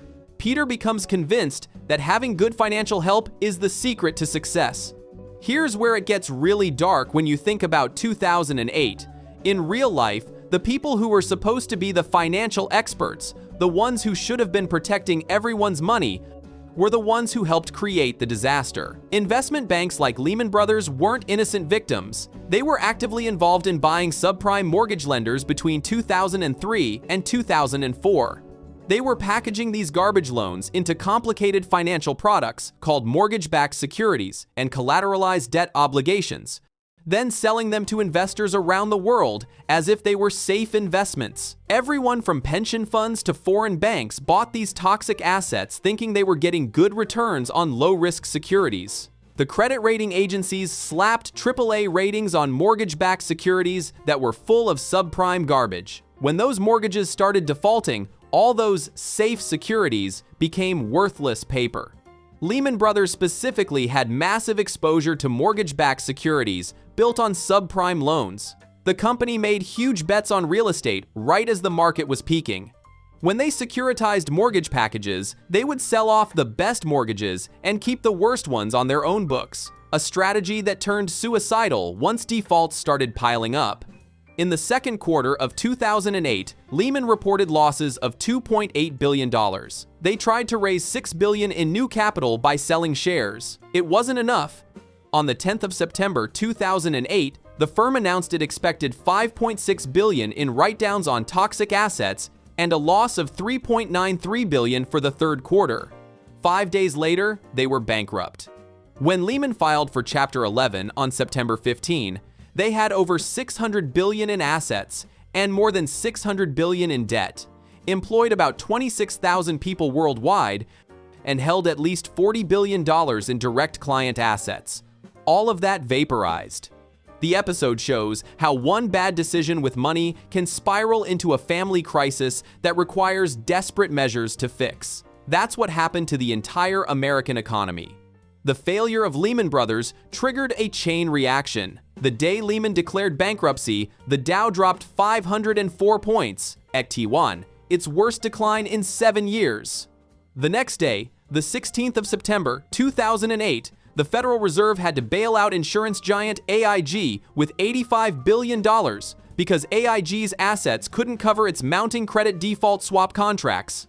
On September 17, investors pulled $144 billion out of U.S. money market funds, basically a bank run on the money market system. The short-term lending market that companies depend on to fund their daily operations completely froze up. Bank of America bought Merrill Lynch to prevent another bankruptcy. Washington Mutual collapsed on September 25 inches, the largest bank failure in U.S. history. On October 3, Congress passed the Emergency Economic Stabilization Act, authorizing the Treasury Department to spend $700 billion through the Troubled Asset Relief Program to buy toxic assets and bank stocks. By March 2009, the Dow had plummeted to 6,594, down more than 50% since 2007. Unemployment hit 10%, retirement accounts got decimated. People lost their jobs, their homes, their savings, and their sense of security. The Federal Reserve surveyed 4,000 households between 2007 and 2009 and found that 63% of all Americans saw their total wealth decline during that period. Even 77% of the richest families experienced decreases in wealth. The crisis turned into the Great Recession, WA. The worst economic downturn since the Great Depression of the 1,930 seconds. Banks stopped lending. Consumer spending collapsed. Businesses shut down.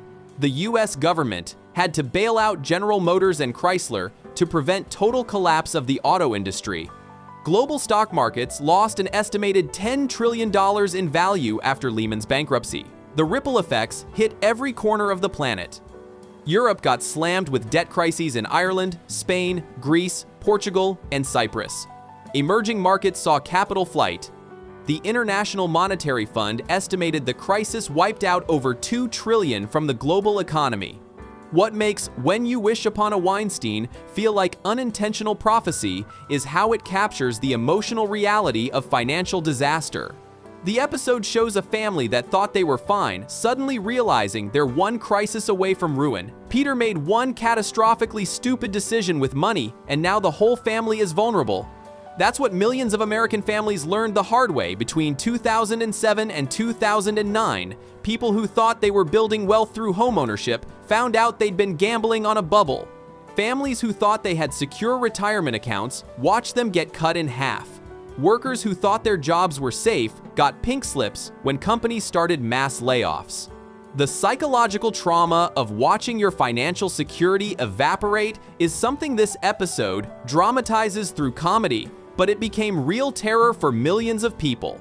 Warren Buffett testified to the Financial Crisis Inquiry Commission that he'd witnessed the greatest bubble I've ever seen in my life, and that the entire American public eventually was caught up in a belief that housing prices could not fall dramatically. That belief, that home prices only go up, created the same kind of false confidence that let Peter Griffin confidently hand over his family's emergency fund to a scam. Artist. Both situations involve people making terrible decisions because they fundamentally misunderstood the risks they were taking. The difference is Peter's story was fiction designed for laughs, while the real-world version destroyed lives and took years to recover from. The episode's plot about Peter trying to convert Chris to Judaism because he thinks it'll make him financially successful is obviously absurd satire, but even that has echoes in the magical thinking that drove the housing bubble. People really did convince themselves that real estate was a guaranteed path to wealth. They believed they discovered some kind of financial cheat code: buy a house, watch it appreciate, borrow against the rising value, repeat. Financial institutions pushed this fantasy because they were making mountains of money from it. Mortgage originators got paid when they sold loans, so they had incentive to sell as many as possible, regardless of quality. Investment banks made fees, packaging those mortgages into securities. Credit rating agencies got paid to rate those securities. Nobody in the chain wanted to admit they were building a house of cards, because everyone was profiting from the scam while it lasted. When Family Guy aired When You Wish Upon a Weinstein in December 2004, home prices were still climbing. The bubble was inflating. Subprime lending was growing explosively. Investment banks were gorging themselves on mortgage-backed securities. All the ingredients for disaster were already there, building pressure. Most people just didn't see it coming. A few smart people like Michael Burry placed bets against the mortgage market and got called crazy for it.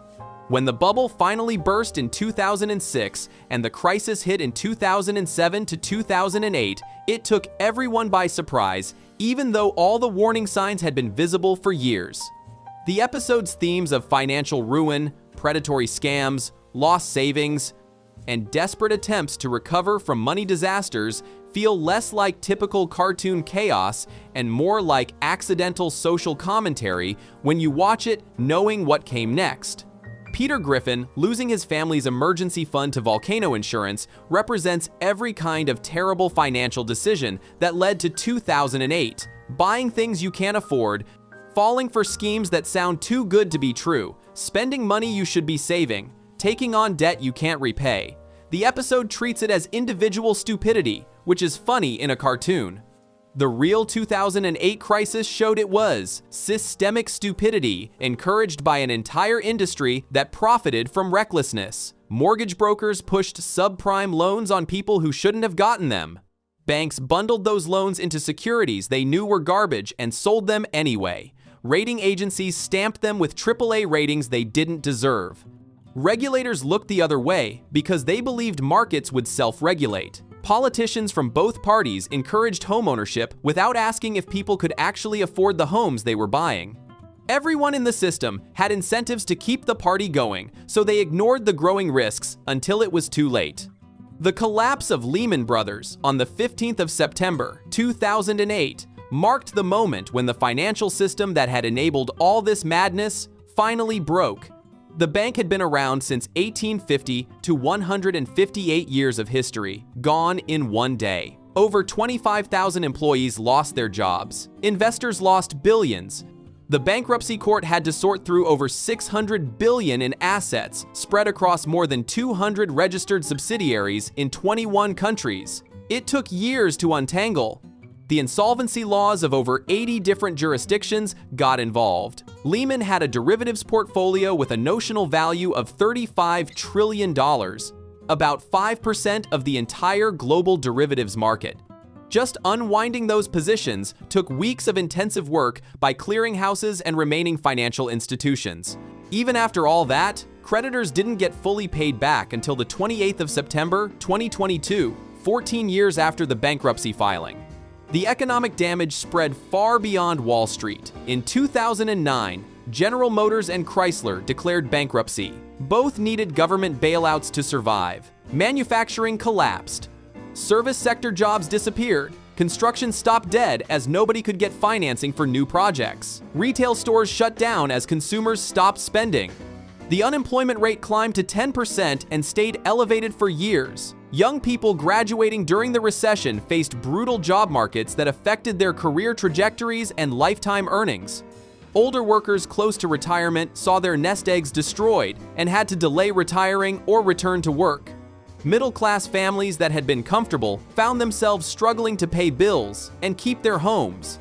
Congress eventually passed the Dodd-Frank Wall Street Reform and Consumer Protection Act in 2010 to prevent another crisis. The law created the Consumer Financial Protection Bureau to protect borrowers and imposed new regulations on banks. Financial institutions had to meet stricter capital requirements and submit to regular stress tests. The government tried to help homeowners refinance underwater mortgages and avoid foreclosure through various programs. None of it could undo the damage already done. The Federal Reserve pumped over $4 trillion into the financial system through quantitative easing just to keep credit flowing and prevent total economic collapse. Years of near-zero interest rates followed as the Fed tried to stimulate recovery. Watching When You Wish Upon a Weinstein today, knowing all this history makes Peter's financial disaster feel less like a silly cartoon plot and more like a preview of coming attractions. The episode aired the 10th of December 2004. Lehman Brothers filed for bankruptcy the 15th of September 2008.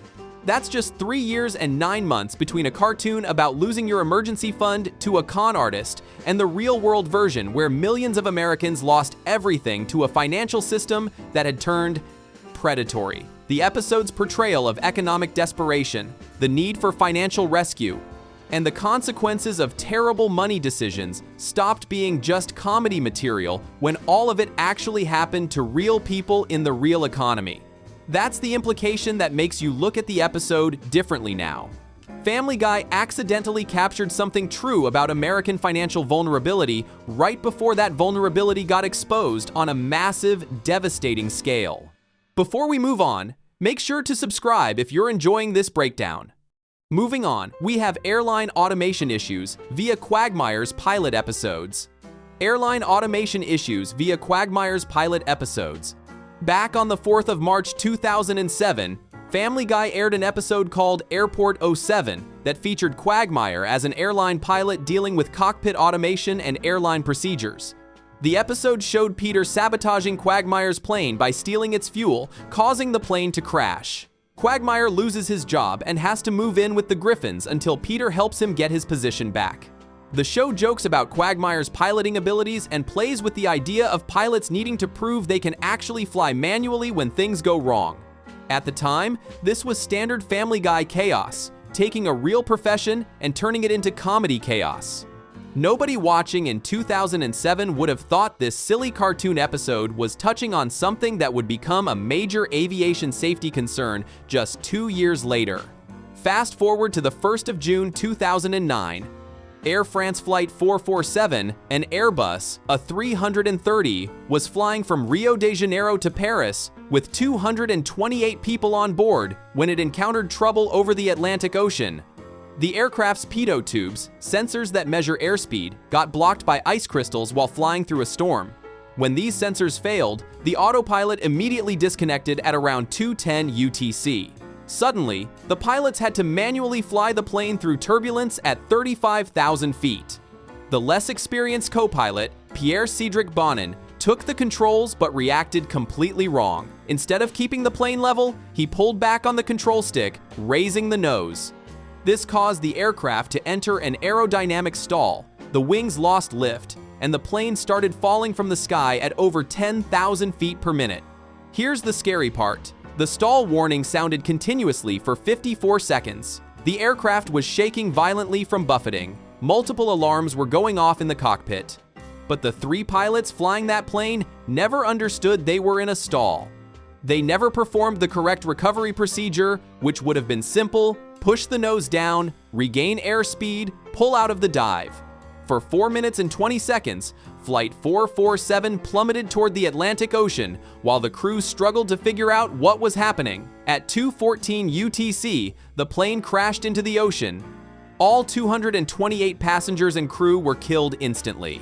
The wreckage wasn't found until nearly 2 years later in 2011, when investigators finally recovered the flight recorders from almost 4,000 meters below the surface.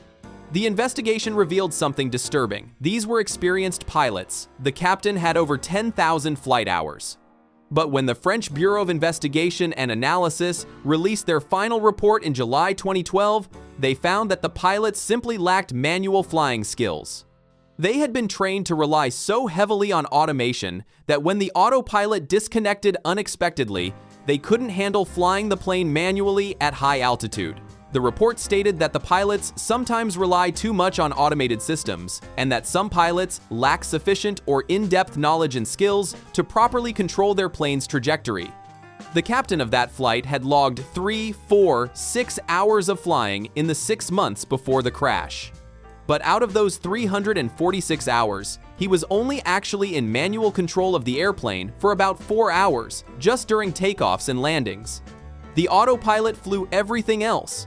This is where Passenger Fatty 7 becomes eerily relevant. The episode aired on the 8th of January 2017, 4 years after another major crash linked to automation dependency. In this episode, Quagmire gives Peter, Cleveland, and Joe a tour of his airplane cockpit after flying them to San Francisco. The guys immediately start making jokes about Quagmire goofing off while the plane flies on autopilot. They accuse him of using autopilot for brakes and not actually flying the plane himself. Quagmire gets offended and kicks them out of the cockpit. The episode directly addresses the public perception that airline pilots just let computers do all the work. It's played for laughs, but this perception existed because it reflected reality. Modern commercial airliners can fly themselves from takeoff to landing. The pilot can literally engage the autopilot shortly after wheels leave the ground and not touch the controls again until touchdown. 3 years before Passenger Fatty 7 aired, on the 6th of July 2013, Asiana Airlines Flight 214 crashed while landing at San Francisco International Airport, the exact city Quagmire flew to in the episode. The Boeing 777 was coming in for a visual approach to runway 28 liters. The trainee captain, Lee Kang-kuk, was at the controls under supervision of an instructor pilot. This was only his 9th flight in a Boeing 777 and his first time landing that aircraft model in San Francisco. As the plane descended, the pilot made a critical error with the automation. He selected a flight mode that caused the auto throttle, the system that automatically controls engine power and airspeed, to switch into hold mode. In hold mode, the auto throttle doesn't control airspeed at all. The pilot and instructor didn't notice this change. The plane kept descending, getting slower and slower. At 500 feet above the ground, the airspeed had dropped to 134 knots, 3 knots below the target speed of 137 knots. Nobody in the cockpit noticed they were going too slow. By 200 feet, the speed had fallen to just 118 knots. The plane was now dangerously slow and sinking. 4 seconds before impact, the stall warning activated. The plane hit the seawall short of the runway at 106 knots, tearing off the tail section. The fuselage slid and spun along the runway before catching fire. 3 teenage passengers were killed. About 187 people were injured, with 49 seriously hurt. The National Transportation Safety Board investigation concluded that over-reliance on automation was a major contributing factor. The pilots believed the autopilot and auto throttle would protect them from going too slow. But they had accidentally put the system in a mode where it wouldn't do that. Asiana Airlines, according to the investigation, emphasized the full use of all automation and did not encourage manual flight. The Dog is My Co-Pilot episode from 2025 takes the automation joke to its logical conclusion. In this recent episode, Brian claims he successfully landed a plane after Quagmire gets food poisoning from eating expired shrimp. Brian becomes a hero, doing interviews and getting praised for his flying skills. Throughout the episode, Brian brags about how he learned to fly using a flight simulator on his tablet and how easy piloting actually is. At the very end, there's a news report revealing that the autopilot was actually on the whole time. Brian never actually landed the plane. The automation did everything.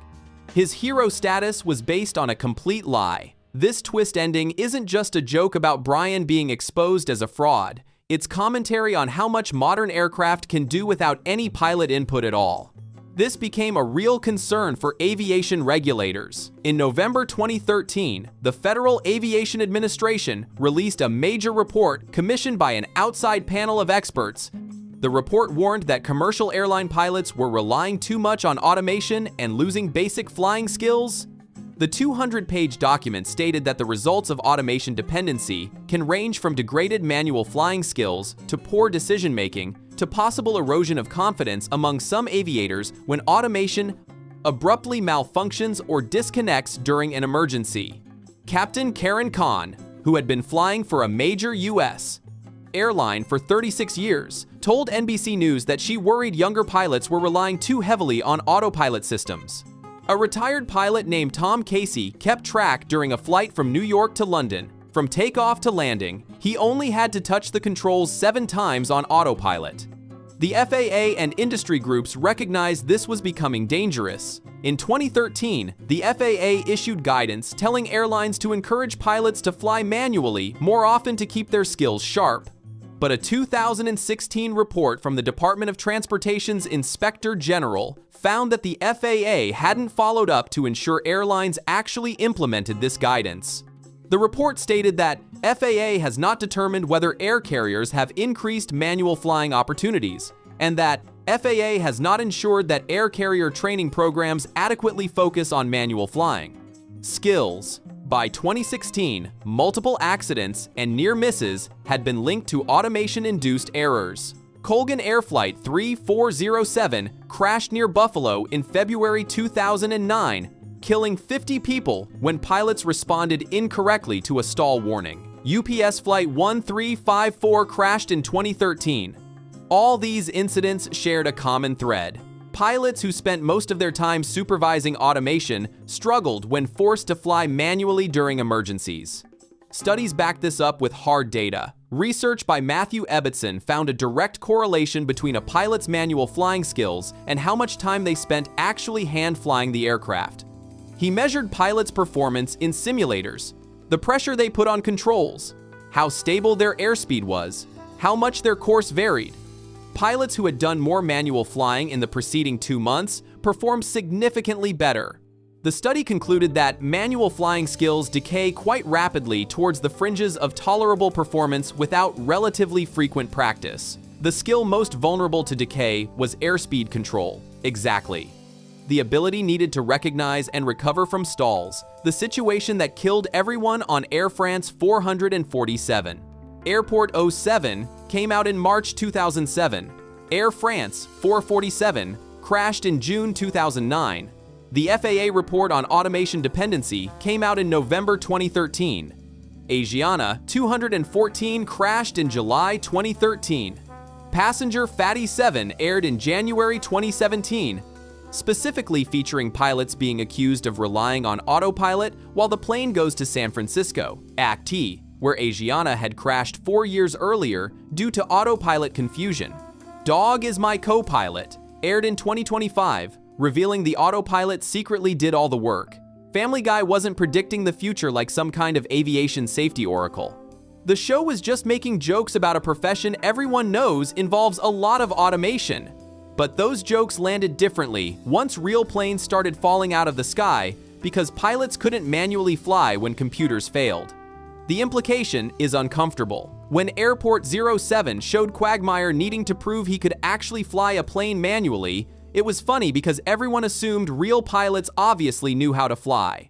When Passenger Fatty 7 joked about pilots using autopilot for brakes, it was funny because we all figured pilots could take over whenever needed.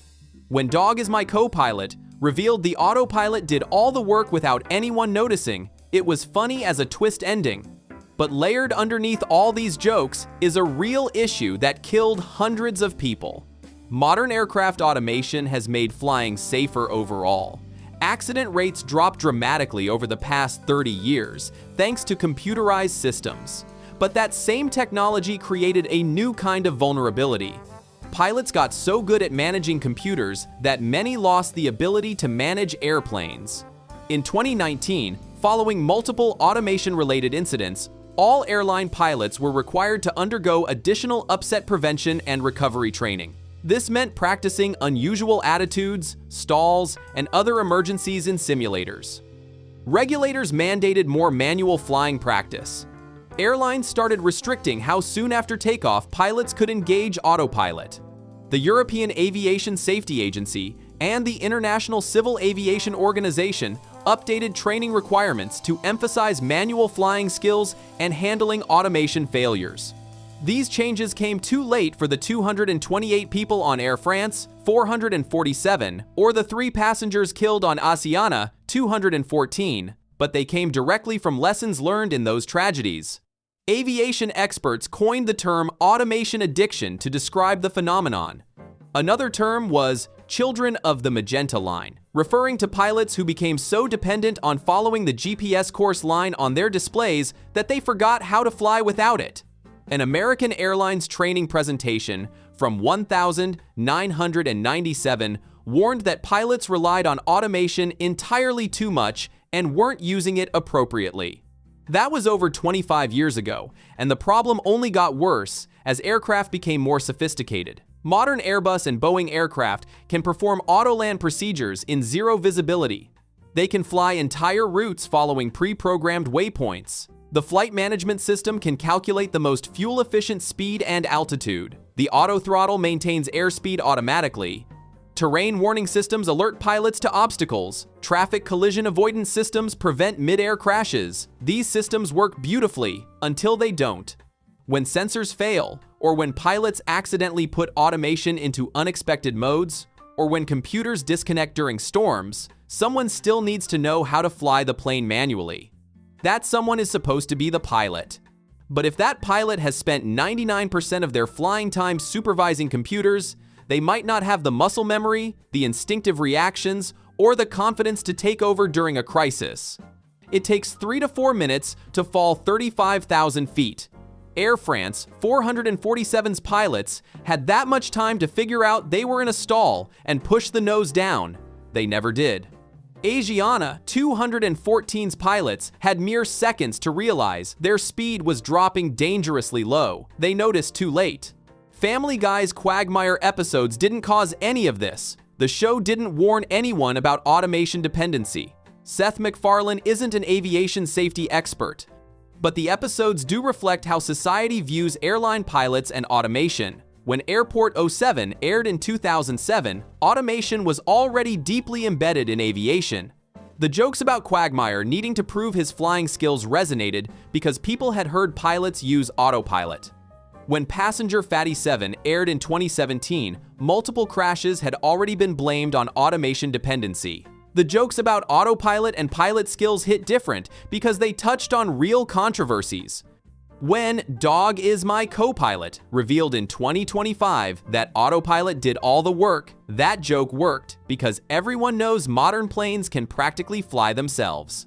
The gap between the cartoon version and reality is smaller than it should be.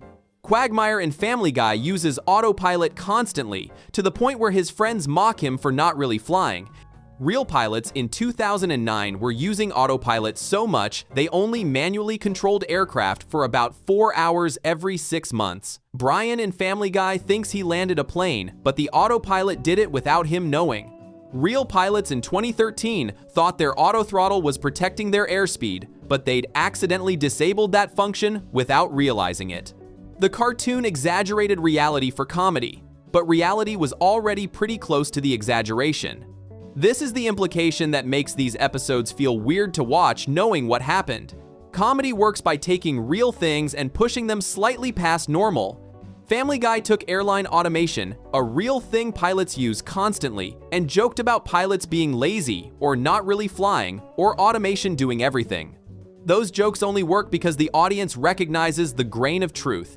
In 2007, that grain of truth was just planes have autopilot. By 2017, that grain of truth had become too much automation might be dangerous. By 2025, that grain of truth is automation can handle everything if pilots let it. Each version of the joke reflects the current state of public awareness about aviation automation. The show didn't predict anything. It just made jokes about what was already there. And then reality kept validating those jokes in increasingly disturbing ways. Before we move on, make sure to subscribe if you're enjoying this breakdown. Moving on to Meg's viral fame before TikTok. Meg's viral fame before TikTok. The Family Guy predicted viral fame claim sounds impossible until you track how early the show started paying attention to internet culture. People dismiss it because the 2019 mukbang episode came after the trend peaked, but they're ignoring 15 years of Family Guy episodes that charted internet celebrities' rise from the very beginning. The show didn't make one lucky guess. They watched this phenomenon develop from 2005 onward and kept making episodes about each stage of evolution. By 2019, they weren't predicting, they were culminating a decade and a half of tracking exactly where online fame was heading.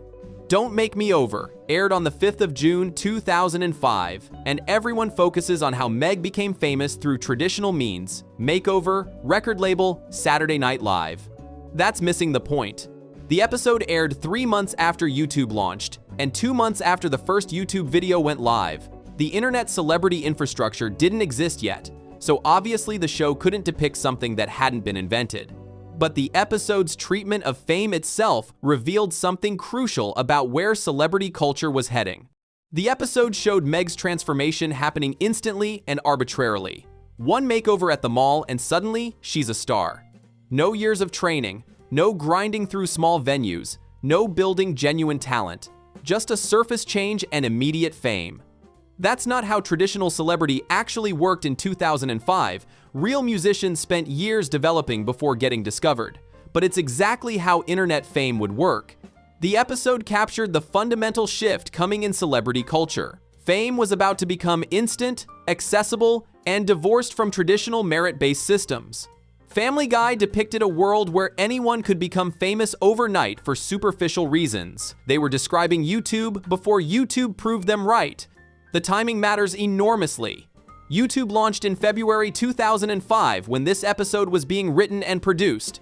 The writers were working during the exact moment this new platform appeared. Most people dismissed YouTube as a novelty, a site for cat videos and amateur clips. Nobody saw it as the future of entertainment. Traditional media executives laughed at the idea that internet content would ever compete with television, but Family Guy was paying attention. The episode about instant, arbitrary fame aired right as the technology enabling that exact phenomenon was being born. MySpace had 25 million users by mid-2005, and the show recognized what that meant before anyone else did. Yes, MySpace musicians were still trying to get record deals, but that's because the monetization infrastructure didn't exist yet. Family Guy looked at those 25 million users, people building personal brands, sharing content, gaining followers, and understood this was the future of celebrity. The episode showed a world where fame could be manufactured quickly through image rather than substance. That's precisely what social media would enable. The show identified the trajectory before the business model caught up. What really proves prediction is what happened next. Family Guy didn't make one episode about fame in 2005 and forget about it. They kept making episodes tracking internet culture's evolution. Every few years, another episode engaged with how online celebrity was changing. They watched YouTube stars emerge in 2006 and 2007. They saw social media platforms multiply. They tracked how monetization developed. They observed mukbang appear in Korea around 2010 and migrate to America in the mid-2010 seconds. The 2019 Girl interneted episode wasn't random. It was the culmination of 15 years of Family Guy tracking this phenomenon from its birth. That sustained attention demonstrates genuine foresight. Any show can make one episode that accidentally seems prophetic years later. But Family Guy made multiple episodes across 15 years, each one engaging with the current state of internet celebrity at that moment. The 2005 episode came when platforms were launching. Subsequent episodes came as YouTube stars emerged. More episodes came as social media fame professionalized. The 2019 episode came after extreme content became normalized. Each episode documented one stage of a process the show had been following since the beginning. The 2019 episode specifically targeted mukbang because Family Guy had watched this trend develop for nearly a decade. Mukbang started in South Korea around 2010. The show had 9 years to observe it before making their episode. But they didn't make an episode in 2010 or 2011 when it was just a Korean phenomenon. They didn't make an episode in 2015 or 2016 when it was just starting in America. They waited until 2019 when the trend had matured enough that its dark side was obvious. That's not bandwagon jumping, that's patience. They tracked something for 9 years before finally depicting it and only made the episode once they had seen where the trend ultimately led. The health consequences in the 2019 episode prove this point. Nikocado Avocado started mukbang in 2016 and gave that Men's Health interview in 2018 about his health deteriorating.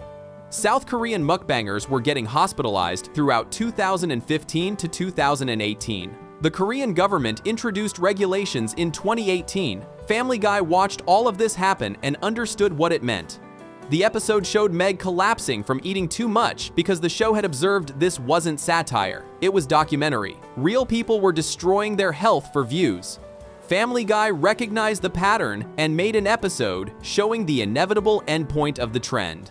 That's prediction in the truest sense. Not predicting that eating videos would exist, anyone could have guessed that. Predicting that eating videos would become so extreme they'd hospitalize people, generate government regulations, and create genuine health crises. Family Guy looked at early mukbang and understood where the incentive structure led. More views require more extreme content. More extreme content requires more dangerous behavior. Eventually, someone gets seriously hurt. The 2019 episode didn't just mock mukbang, it correctly identified the trajectory mukbang was on before that trajectory fully played out. The same pattern applies to the broader arc. The 2005 episode showed fame becoming instant and arbitrary. Family Guy predicted that fame would decouple from traditional gatekeepers and merit-based systems.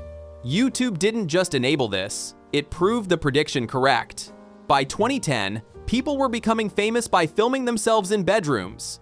By 2015, internet stars were out-earning traditional celebrities. By 2019, streaming conventions drew bigger crowds than some music festivals. Every stage validated what the 2005 episode depicted. Fame was becoming democratized, instantaneous, and disconnected from traditional paths. The progression between episodes tells the story. The 2005 episode showed traditional industry structures still controlled celebrity, but hinted those structures were becoming arbitrary and quick. Subsequent episodes showed internet platforms beginning to compete with traditional media. The 2019 episode showed internet celebrity had become fully established with its own conventions, monetization systems, and health crises. That 15-year arc demonstrates Family Guy wasn't reacting to each development, they were tracking a continuous process they'd identified at the start. Critics say the 2019 episode just copied current events because mukbang was already popular. But that misses how prediction actually works. You don't predict specific products or platforms. Those are impossible to forecast. You predict underlying patterns in how culture and technology will interact. Family Guy predicted in 2005 that fame would become instant and arbitrary. They predicted that internet content would professionalize and monetize. They predicted that competition for views would drive increasingly extreme behavior. They predicted all the underlying dynamics that made mukbang inevitable, even if they couldn't specifically name mukbang 15 years early. The show recognized something fundamental about internet culture that took everyone else years to understand. The attention economy rewards extremity. Traditional media had standards and practices departments. Advertisers worried about brand safety. Broadcast television had to appeal to broad audiences. Those constraints limited how extreme content could become. Internet platforms removed all those guardrails. The algorithm rewards engagement regardless of content. Monetization happens regardless of safety. Success belongs to whoever captures attention most effectively. Family Guy saw this dynamic emerging in 2005 and kept depicting it. Every subsequent episode about internet culture showed people doing more extreme things for attention. The 2019 mukbang episode was the logical endpoint, people literally eating themselves sick for views. The show had been building toward that conclusion for 15 years. Each episode was one more data point in the pattern they'd identified at the beginning. By 2019, they were just making explicit what they'd been implying since 2005. The specificity of the 2019 episode proves sustained observation. They didn't make a generic episode about internet people eating food. They made an episode about streaming conventions, Twitter trends, sponsorships, health collapses, and the specific culture around extreme eating content. Every detail came from real events the show had been tracking. The episode referenced Nikocado Avocado's health problems without naming him. It acknowledged Korean mukbang culture without explaining it because audiences already knew. It depicted streaming conventions because those had become major events. The density of accurate detail only comes from years of attention. That attention started in 2005 when nobody else was paying attention. YouTube was 3 months old. Social media was nascent. Internet celebrity seemed like a joke. Family Guy made an episode suggesting fame was about to change fundamentally. They turned out to be right. Then, they kept watching for 15 years as that prediction came true, making episodes documenting each stage. The 2019 episode wasn't starting a prediction, it was finishing one. The ultimate proof comes from what didn't happen. If Family Guy was just randomly making episodes about whatever seemed funny, they wouldn't show consistent focus across 15 years. Topics would be scattered. But they kept returning to internet celebrity specifically. They watched it evolve.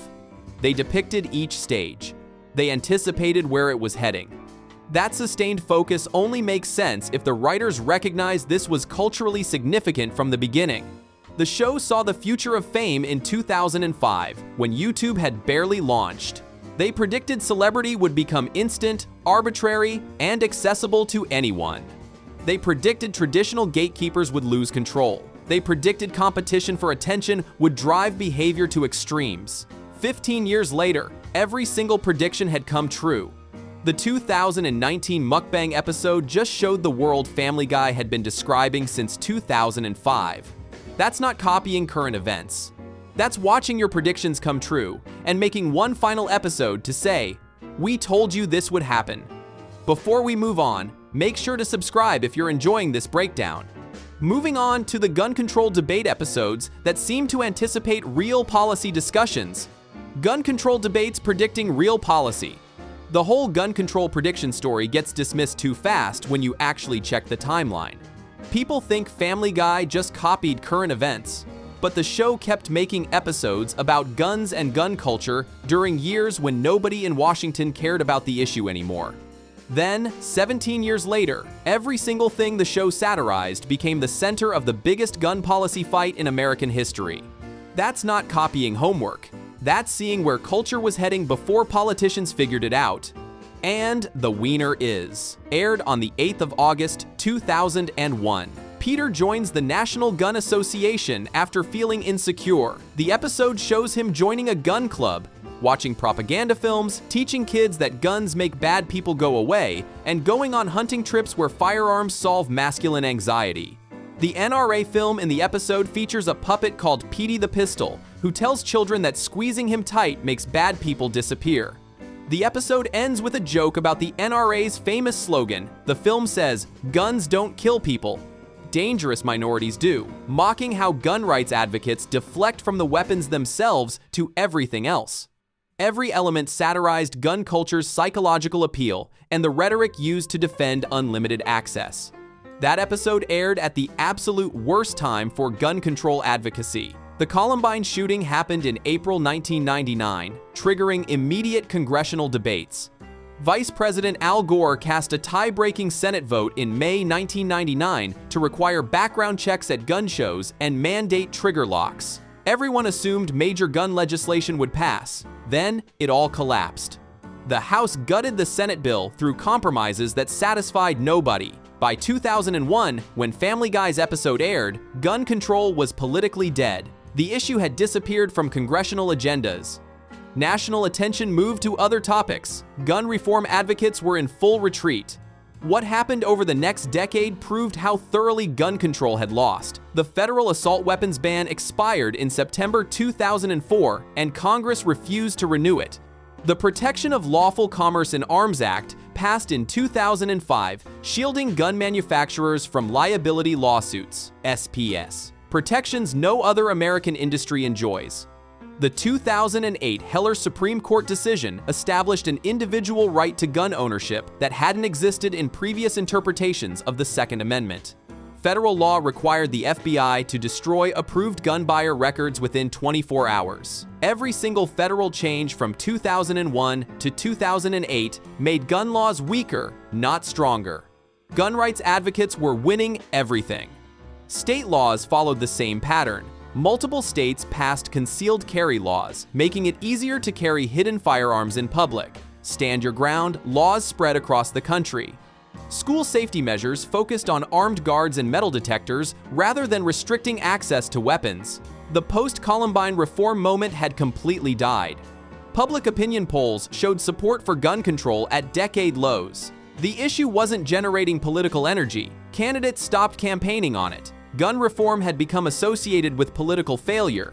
This context makes Family Guy's choice extremely weird. In 2001, making an episode satirizing gun culture and NRA rhetoric was like making an episode about an issue nobody cared about anymore. Gun control was yesterday's cause. The show easily could have ignored guns entirely, given how politically irrelevant the topic had become. Instead, they made a whole episode examining why men use firearms to compensate for insecurity, how gun organizations market weapons using fear and masculinity appeals, and how gun culture deflects responsibility away from the weapons themselves. Every joke anticipated arguments that would dominate American political discourse 17 years later, during a period when those arguments had zero mainstream traction. The episode identified something the political establishment had missed. Gun culture wasn't going away. The psychological appeal of firearms, particularly for men feeling powerless or inadequate, remained powerful even as legislative debates disappeared. The marketing strategies that gun manufacturers and advocacy groups used kept working. The talking points about guns not being the problem continued circulating.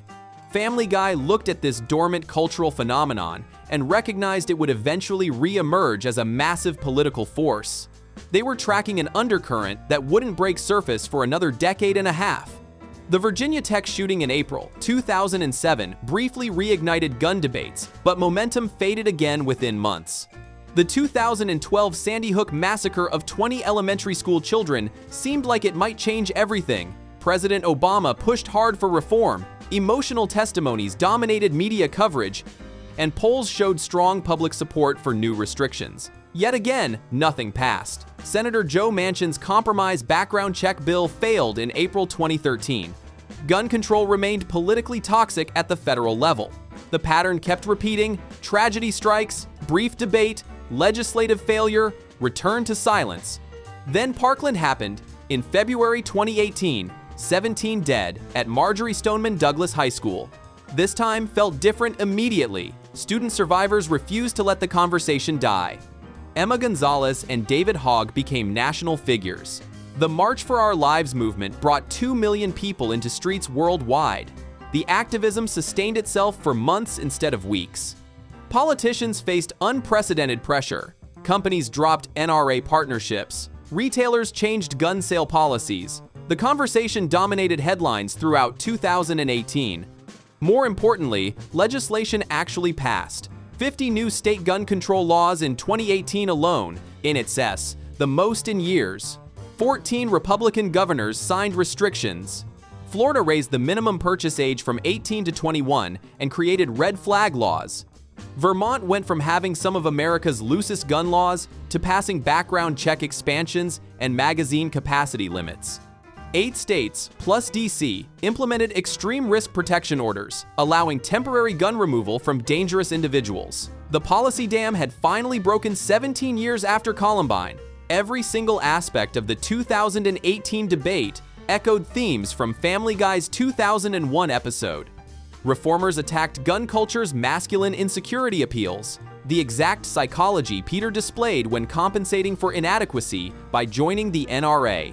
Student activists confronted the marketing that targets young people with images of power and protection, DLS, the same propaganda shown in Petey the Pistol's safety film. Advocates challenged how gun rights supporters deflect responsibility away from weapons themselves. The pattern mocked when the episode changed "guns don't kill people, people kill people" to blame minorities instead. The show had mapped the entire cultural territory where this fight would eventually occur. Regarding Carter, aired on the 4th of November 2018, 9 months after Parkland. This episode came out during the gun debate's peak, making it look like Family Guy was just copying current events. But the show had been preparing this ground for 17 years. The 2018 episode showed Lois receiving a gun from her father, trying to return it, accidentally shooting Carter, and the family dealing with dangerous consequences. Peter finds the gun and immediately acts recklessly, shooting the television, pointing it at people. Brian gives speeches about inherent firearm danger. Every beat reflected 2018's policy arguments about accidental shootings, irresponsible gun ownership, and weapons creating household risks. Critics said the show was jumping on the bandwagon. They missed that Family Guy had been on this bandwagon alone for nearly 2 decades. The 2018 episode wasn't prediction, it was vindication. All those cultural observations from 2001 about gun psychology, marketing tactics, and deflection strategies had proven correct. The show recognized gun culture's durability and eventual political resurgence during an era when that seemed impossible. They kept examining these themes through episodes during years when gun reform appeared permanently dead. The gap between episodes matters hugely. 17 years separated and the wiener is from Regarding Carter. During that period, gun rights advocates won essentially every major political and legal battle. Federal restrictions weakened, state laws loosened, court precedents expanded, Second Amendment protections, Supreme Court composition shifted toward gun rights interpretations. The National Rifle Association reached peak political influence. Conventional wisdom said gun control had permanently lost. Reform advocates were demoralized. The issue generated no electoral energy. Family Guy made both episodes anyway. The 2001 episode satirized gun culture. When doing so seemed pointlessly contrarian. The issue was over. Gun rights had won. Why keep talking about it? The answer became clear 17 years later when student activists catalyzed the largest gun reform movement in American history, using arguments about masculinity, marketing, and responsibility deflection that the show had identified in 2001. Family Guy hadn't copied those arguments from activists. The activists were making arguments the show had recognized as culturally significant back when nobody else was paying attention. This pattern demonstrates actual prediction versus mere observation. When a show makes an episode about the dominant current controversy, that's observation. They looked around, saw what everyone was discussing, and made entertainment about it. When a show makes episodes about a dormant issue that later explodes into a massive controversy using the exact frameworks the show identified years earlier, that's prediction. They recognized cultural forces before those forces became politically relevant. Family Guy did the latter.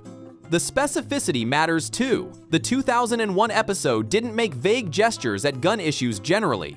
It targeted precise aspects of gun culture, using firearms to compensate for masculine inadequacy, teaching children that guns provide safety and power, deflecting from weapons themselves to other factors.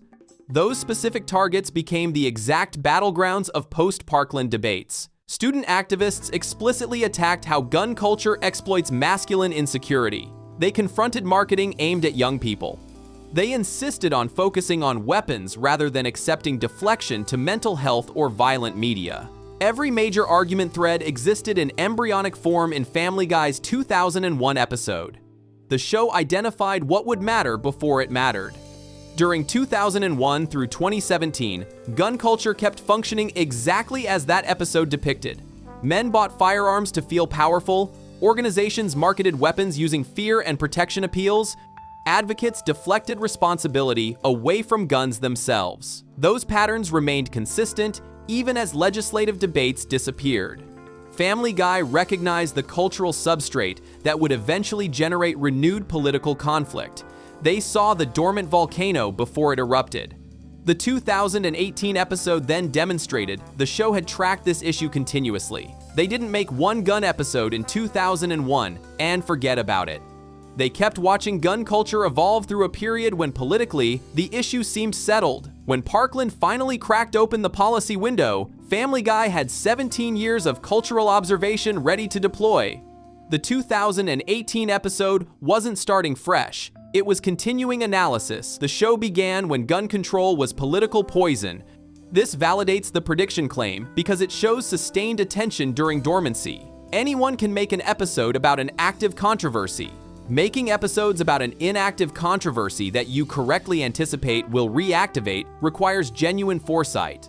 Family Guy devoted narrative space to gun issues throughout an era when doing so appeared politically irrelevant. That commitment only makes sense if the writers recognized these issues would eventually return to center stage. They bet correctly that post-Columbine political failure didn't mean gun culture had stopped being culturally significant. The real evidence comes from comparing what the show identified in 2001 to what became central in 2018. Masculine compensation became a major critique of gun culture from activists and researchers examining why mass shooters are overwhelmingly male. Marketing to children became a target when reformers confronted how firearms industry uses youth-oriented imagery. Responsibility deflection became the defining tactical fight, with gun rights advocates constantly pivoting to mental health, media violence, and school security rather than discussing weapons. Family Guy spotted the arguments 17 years before they dominated discourse. Nobody else was making these specific points in 2001. Media coverage post-Columbine focused on school security, youth violence, and access to weapons at gun shows, not the psychological appeal of gun ownership or how advocacy groups market firearms. Academic research hadn't yet deeply examined masculinity and gun culture relationships. Activist rhetoric wasn't yet targeting compensation dynamics and marketing tactics. Family Guy identified angles that seemed minor or purely satirical in 2001, but became major analytical frameworks by 2018. The show saw where culture was heading before politics caught up. That's the definition of prediction, XC, recognizing dormant forces that will eventually become active. Gun culture in 2001 wasn't generating policy debates, but it was still functioning powerfully in American life. Family Guy looked at that functioning and understood it would eventually re-emerge as political controversy. The 17-year gap proves this wasn't accident or luck. They kept watching a phenomenon everyone else had declared irrelevant, and they were right to keep watching. Before we move on, make sure to subscribe if you're enjoying this breakdown. Moving on to how Family Guy's PTV episode predicted the censorship wars, from 2005 to today's content moderation battles. How Family Guy's PTV episode predicted the censorship wars, from 2005 to today's content moderation battles. When Family Guy aired the episode PTV on the 6th of November 2005, it seemed like just another outrageous installment of Seth MacFarlane's irreverent animated comedy. The episode was a direct response to the FCC's crackdown on broadcast content following Janet Jackson's infamous Super Bowl wardrobe malfunction. Peter Griffin starts his own uncensored television network after the Federal Communications Commission goes overboard with content restrictions, leading to absurd censorship of even the most innocent programming. The episode was funny, biting, and seemed exaggerated for comedic effect. Nearly 2 decades later, however, the warnings embedded in this 22-minute cartoon look less like satire and more like prophecy. The world of content moderation, corporate censorship, and the ongoing debates about free speech online have evolved in ways that make PTV seem remarkably prescient. What the Family Guy writers framed as ridiculous government overreach in 2005 has transformed into a complex web of algorithmic content policing, advertiser-driven self-censorship, and cultural gatekeeping that affects millions of creators and viewers every single day. The episode predicted not just the expansion of censorship, but the fundamental questions about who decides what is acceptable, how far content policing should go, and what happens when the cure becomes worse than the disease. Understanding the context of PTV requires going back to the 1st of February 2004, when Justin Timberlake performed with Janet Jackson during the Super Bowl XXXAI halftime show. The performance ended with Timberlake pulling off part of Jackson's costume, briefly exposing her breast to the television audience. The incident, which lasted less than a second, triggered an avalanche of complaints to the FCC and sparked a national conversation about decency standards on broadcast television.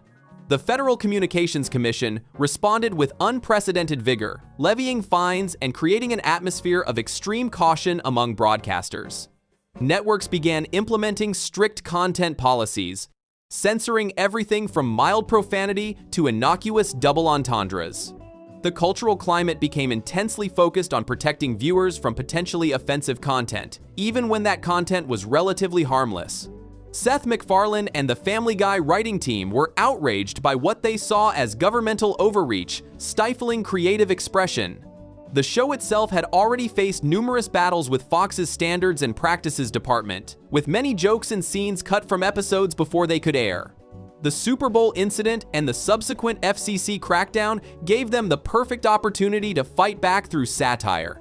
The result was PTV, an episode that would become one of the most talked about installments in Family Guy history and earn the show an Emmy nomination for Outstanding Animated Program. The episode opens with Peter Griffin eagerly anticipating the Emmy Awards, only to be forced by Lois to attend their daughter Meg's school play instead. During the broadcast, actor David Hyde Pierce suffers a wardrobe malfunction similar to Janet Jackson's incident.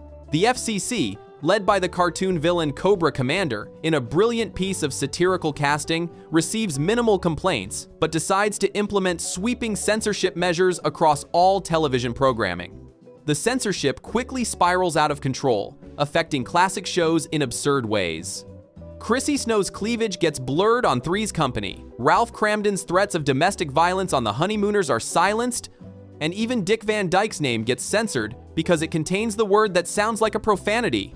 Peter Griffin becomes outraged when his favorite shows are neutered by the new restrictions. Taking advice from local news anchor Tom Tucker, he decides to start his own television network called PTV, broadcasting from his home. The network shows classic programming without censorship and creates original content that pushes boundaries, including shows like Cheeky Bastard, starring Brian and Stewie, Quagmire's Midnight Q, and The Peter Griffin Side Boob Hour. The network becomes wildly popular, giving viewers the uncensored entertainment they crave. Lois initially supports Peter's venture, but becomes concerned when she realizes the content is accessible to their children. She teams up with activist groups to lobby Congress for increased FCC enforcement. The congressmen initially support the FCC's strict measures, but Peter makes them reconsider by pointing out how many Washington monuments resemble body parts. The Washington Monument looks like a penis, the Capitol building resembles a breast, and the Pentagon is shaped like an anus. This ridiculous observation somehow convinces Congress to roll back the censorship, and the episode ends with the family watching an episode of The Brady Bunch filled with toilet humor. The episode featured a musical number called the FCC Song that became iconic. Brian and Stewie perform a Broadway-style tune listing all the things you cannot say on television with creative wordplay to avoid actually saying the offensive terms while making it clear what they are referencing.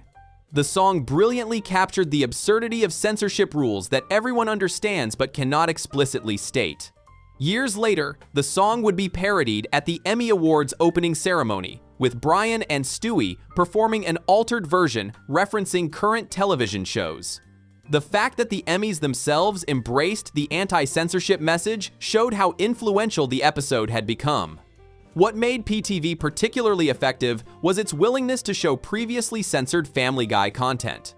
The episode included a montage of scenes that had been cut from earlier episodes by Fox's internal censors. Director Dan Povenmire pulled these scenes directly from the DVD releases and edited them into the episode, creating a showcase of exactly what kind of content the network had deemed too offensive for broadcast. This meta-commentary on censorship, showing the very material that had been censored while making an episode about censorship, demonstrated the circular logic and arbitrary nature of content restrictions. Many of these scenes were not particularly shocking or offensive, which reinforced the episode's argument that censorship had gone too far. The writers engaged in what the Chicago Tribune described as horse trading with Fox executives during production. They would agree to remove certain content in exchange for keeping other material.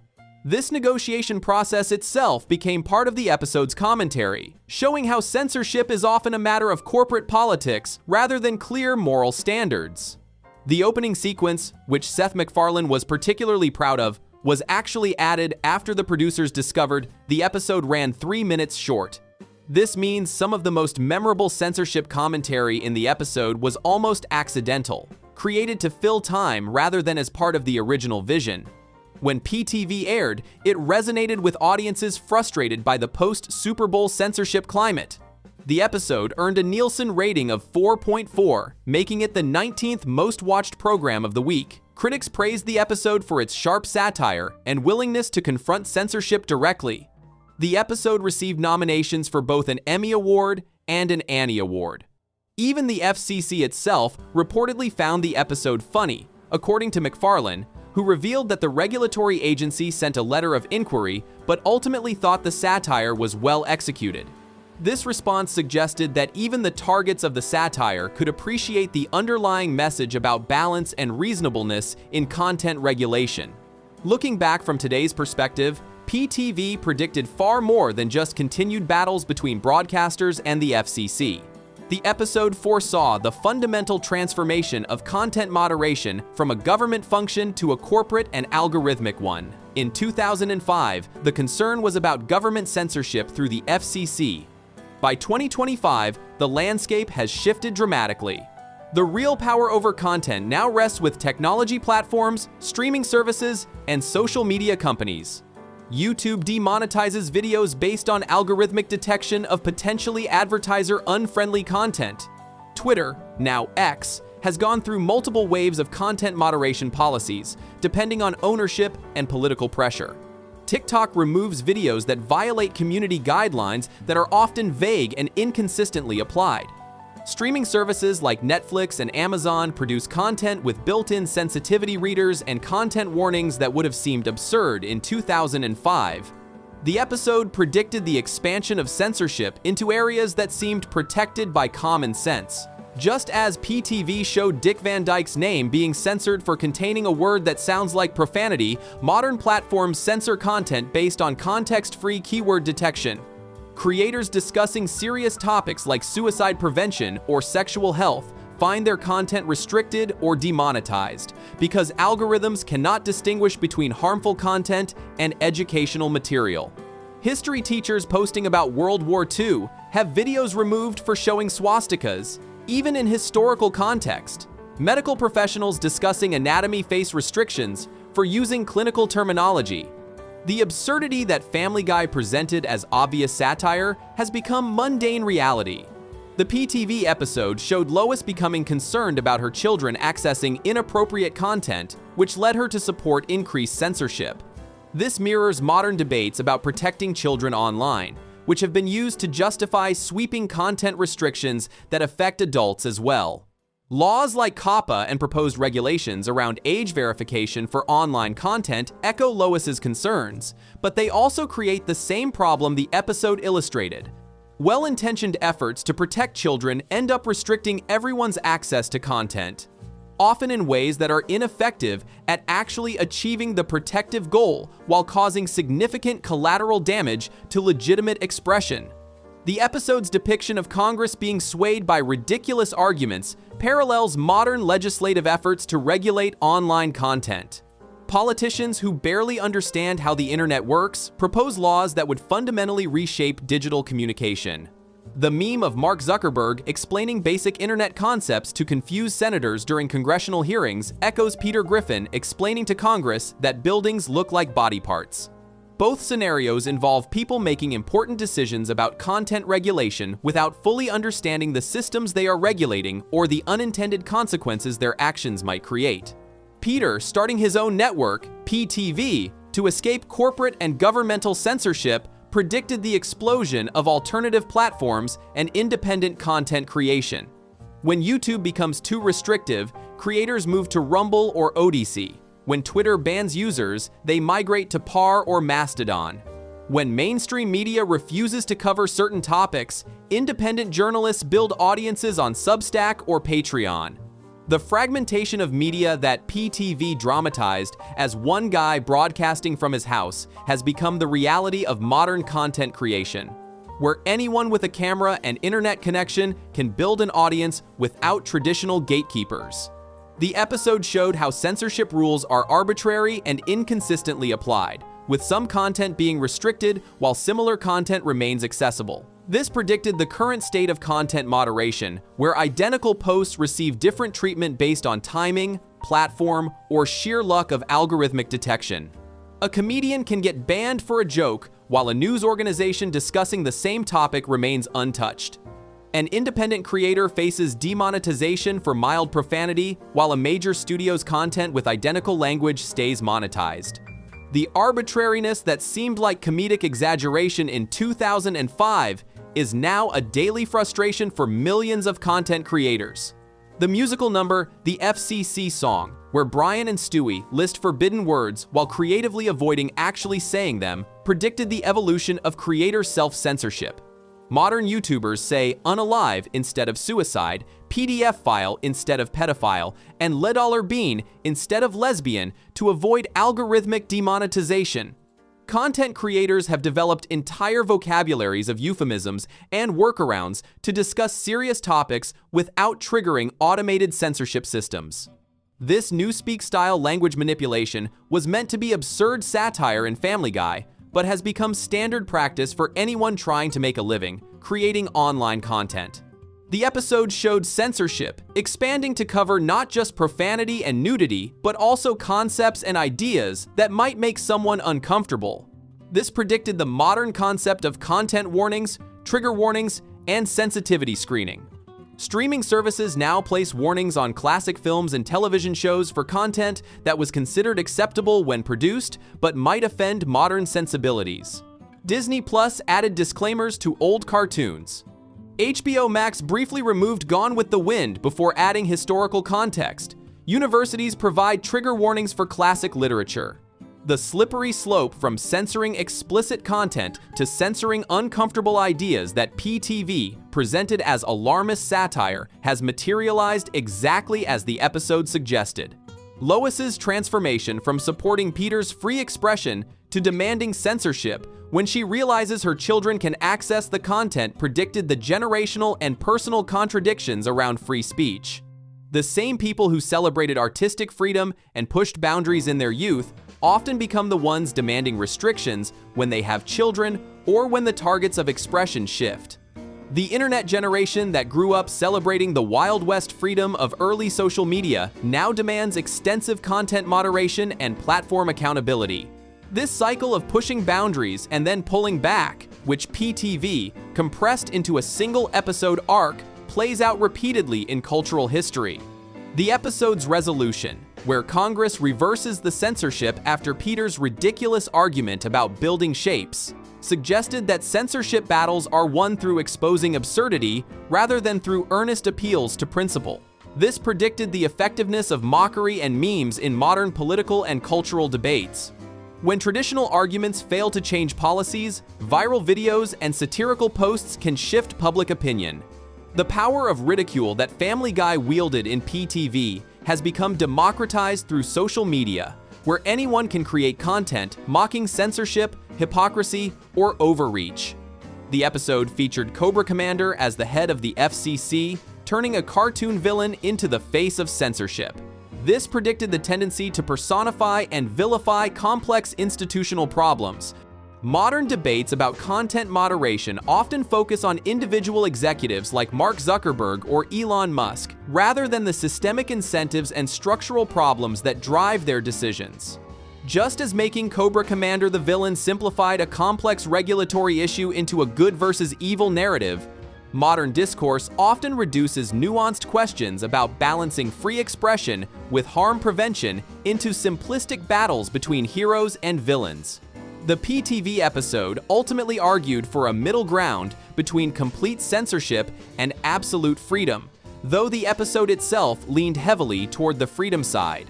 This tension between protecting vulnerable people and preserving free expression remains unresolved. Every new technology and platform faces the same questions about what content should be allowed, who should make those decisions, and how to enforce standards fairly. The episode suggested these questions might be unanswerable in a way that satisfies everyone, and 2 decades later, that prediction has proven absolutely correct. What makes PTV particularly remarkable is how it predicted not just specific censorship mechanisms, but the underlying cultural dynamics that would make modern content moderation so contentious. The episode understood that censorship is rarely about clear lines between acceptable and unacceptable content. Instead, it is about power, control, culture wars, and the eternal human tendency to want freedom for oneself while restricting it for others. These themes have only become more relevant as content moderation has moved from a niche concern about broadcast standards to a central battleground in debates about free speech, democracy, and the future of human communication. The episode demonstrated that technology and platforms cannot solve these problems through better algorithms or clearer policies. The fundamental tension between expression and restriction is human, not technical. No amount of machine learning will resolve the question of where to draw the line between offensive and acceptable content, because that line is inherently subjective and culturally contingent. The comedy of PTV came from showing this absurdity, but the underlying insight was serious and has proven prescient.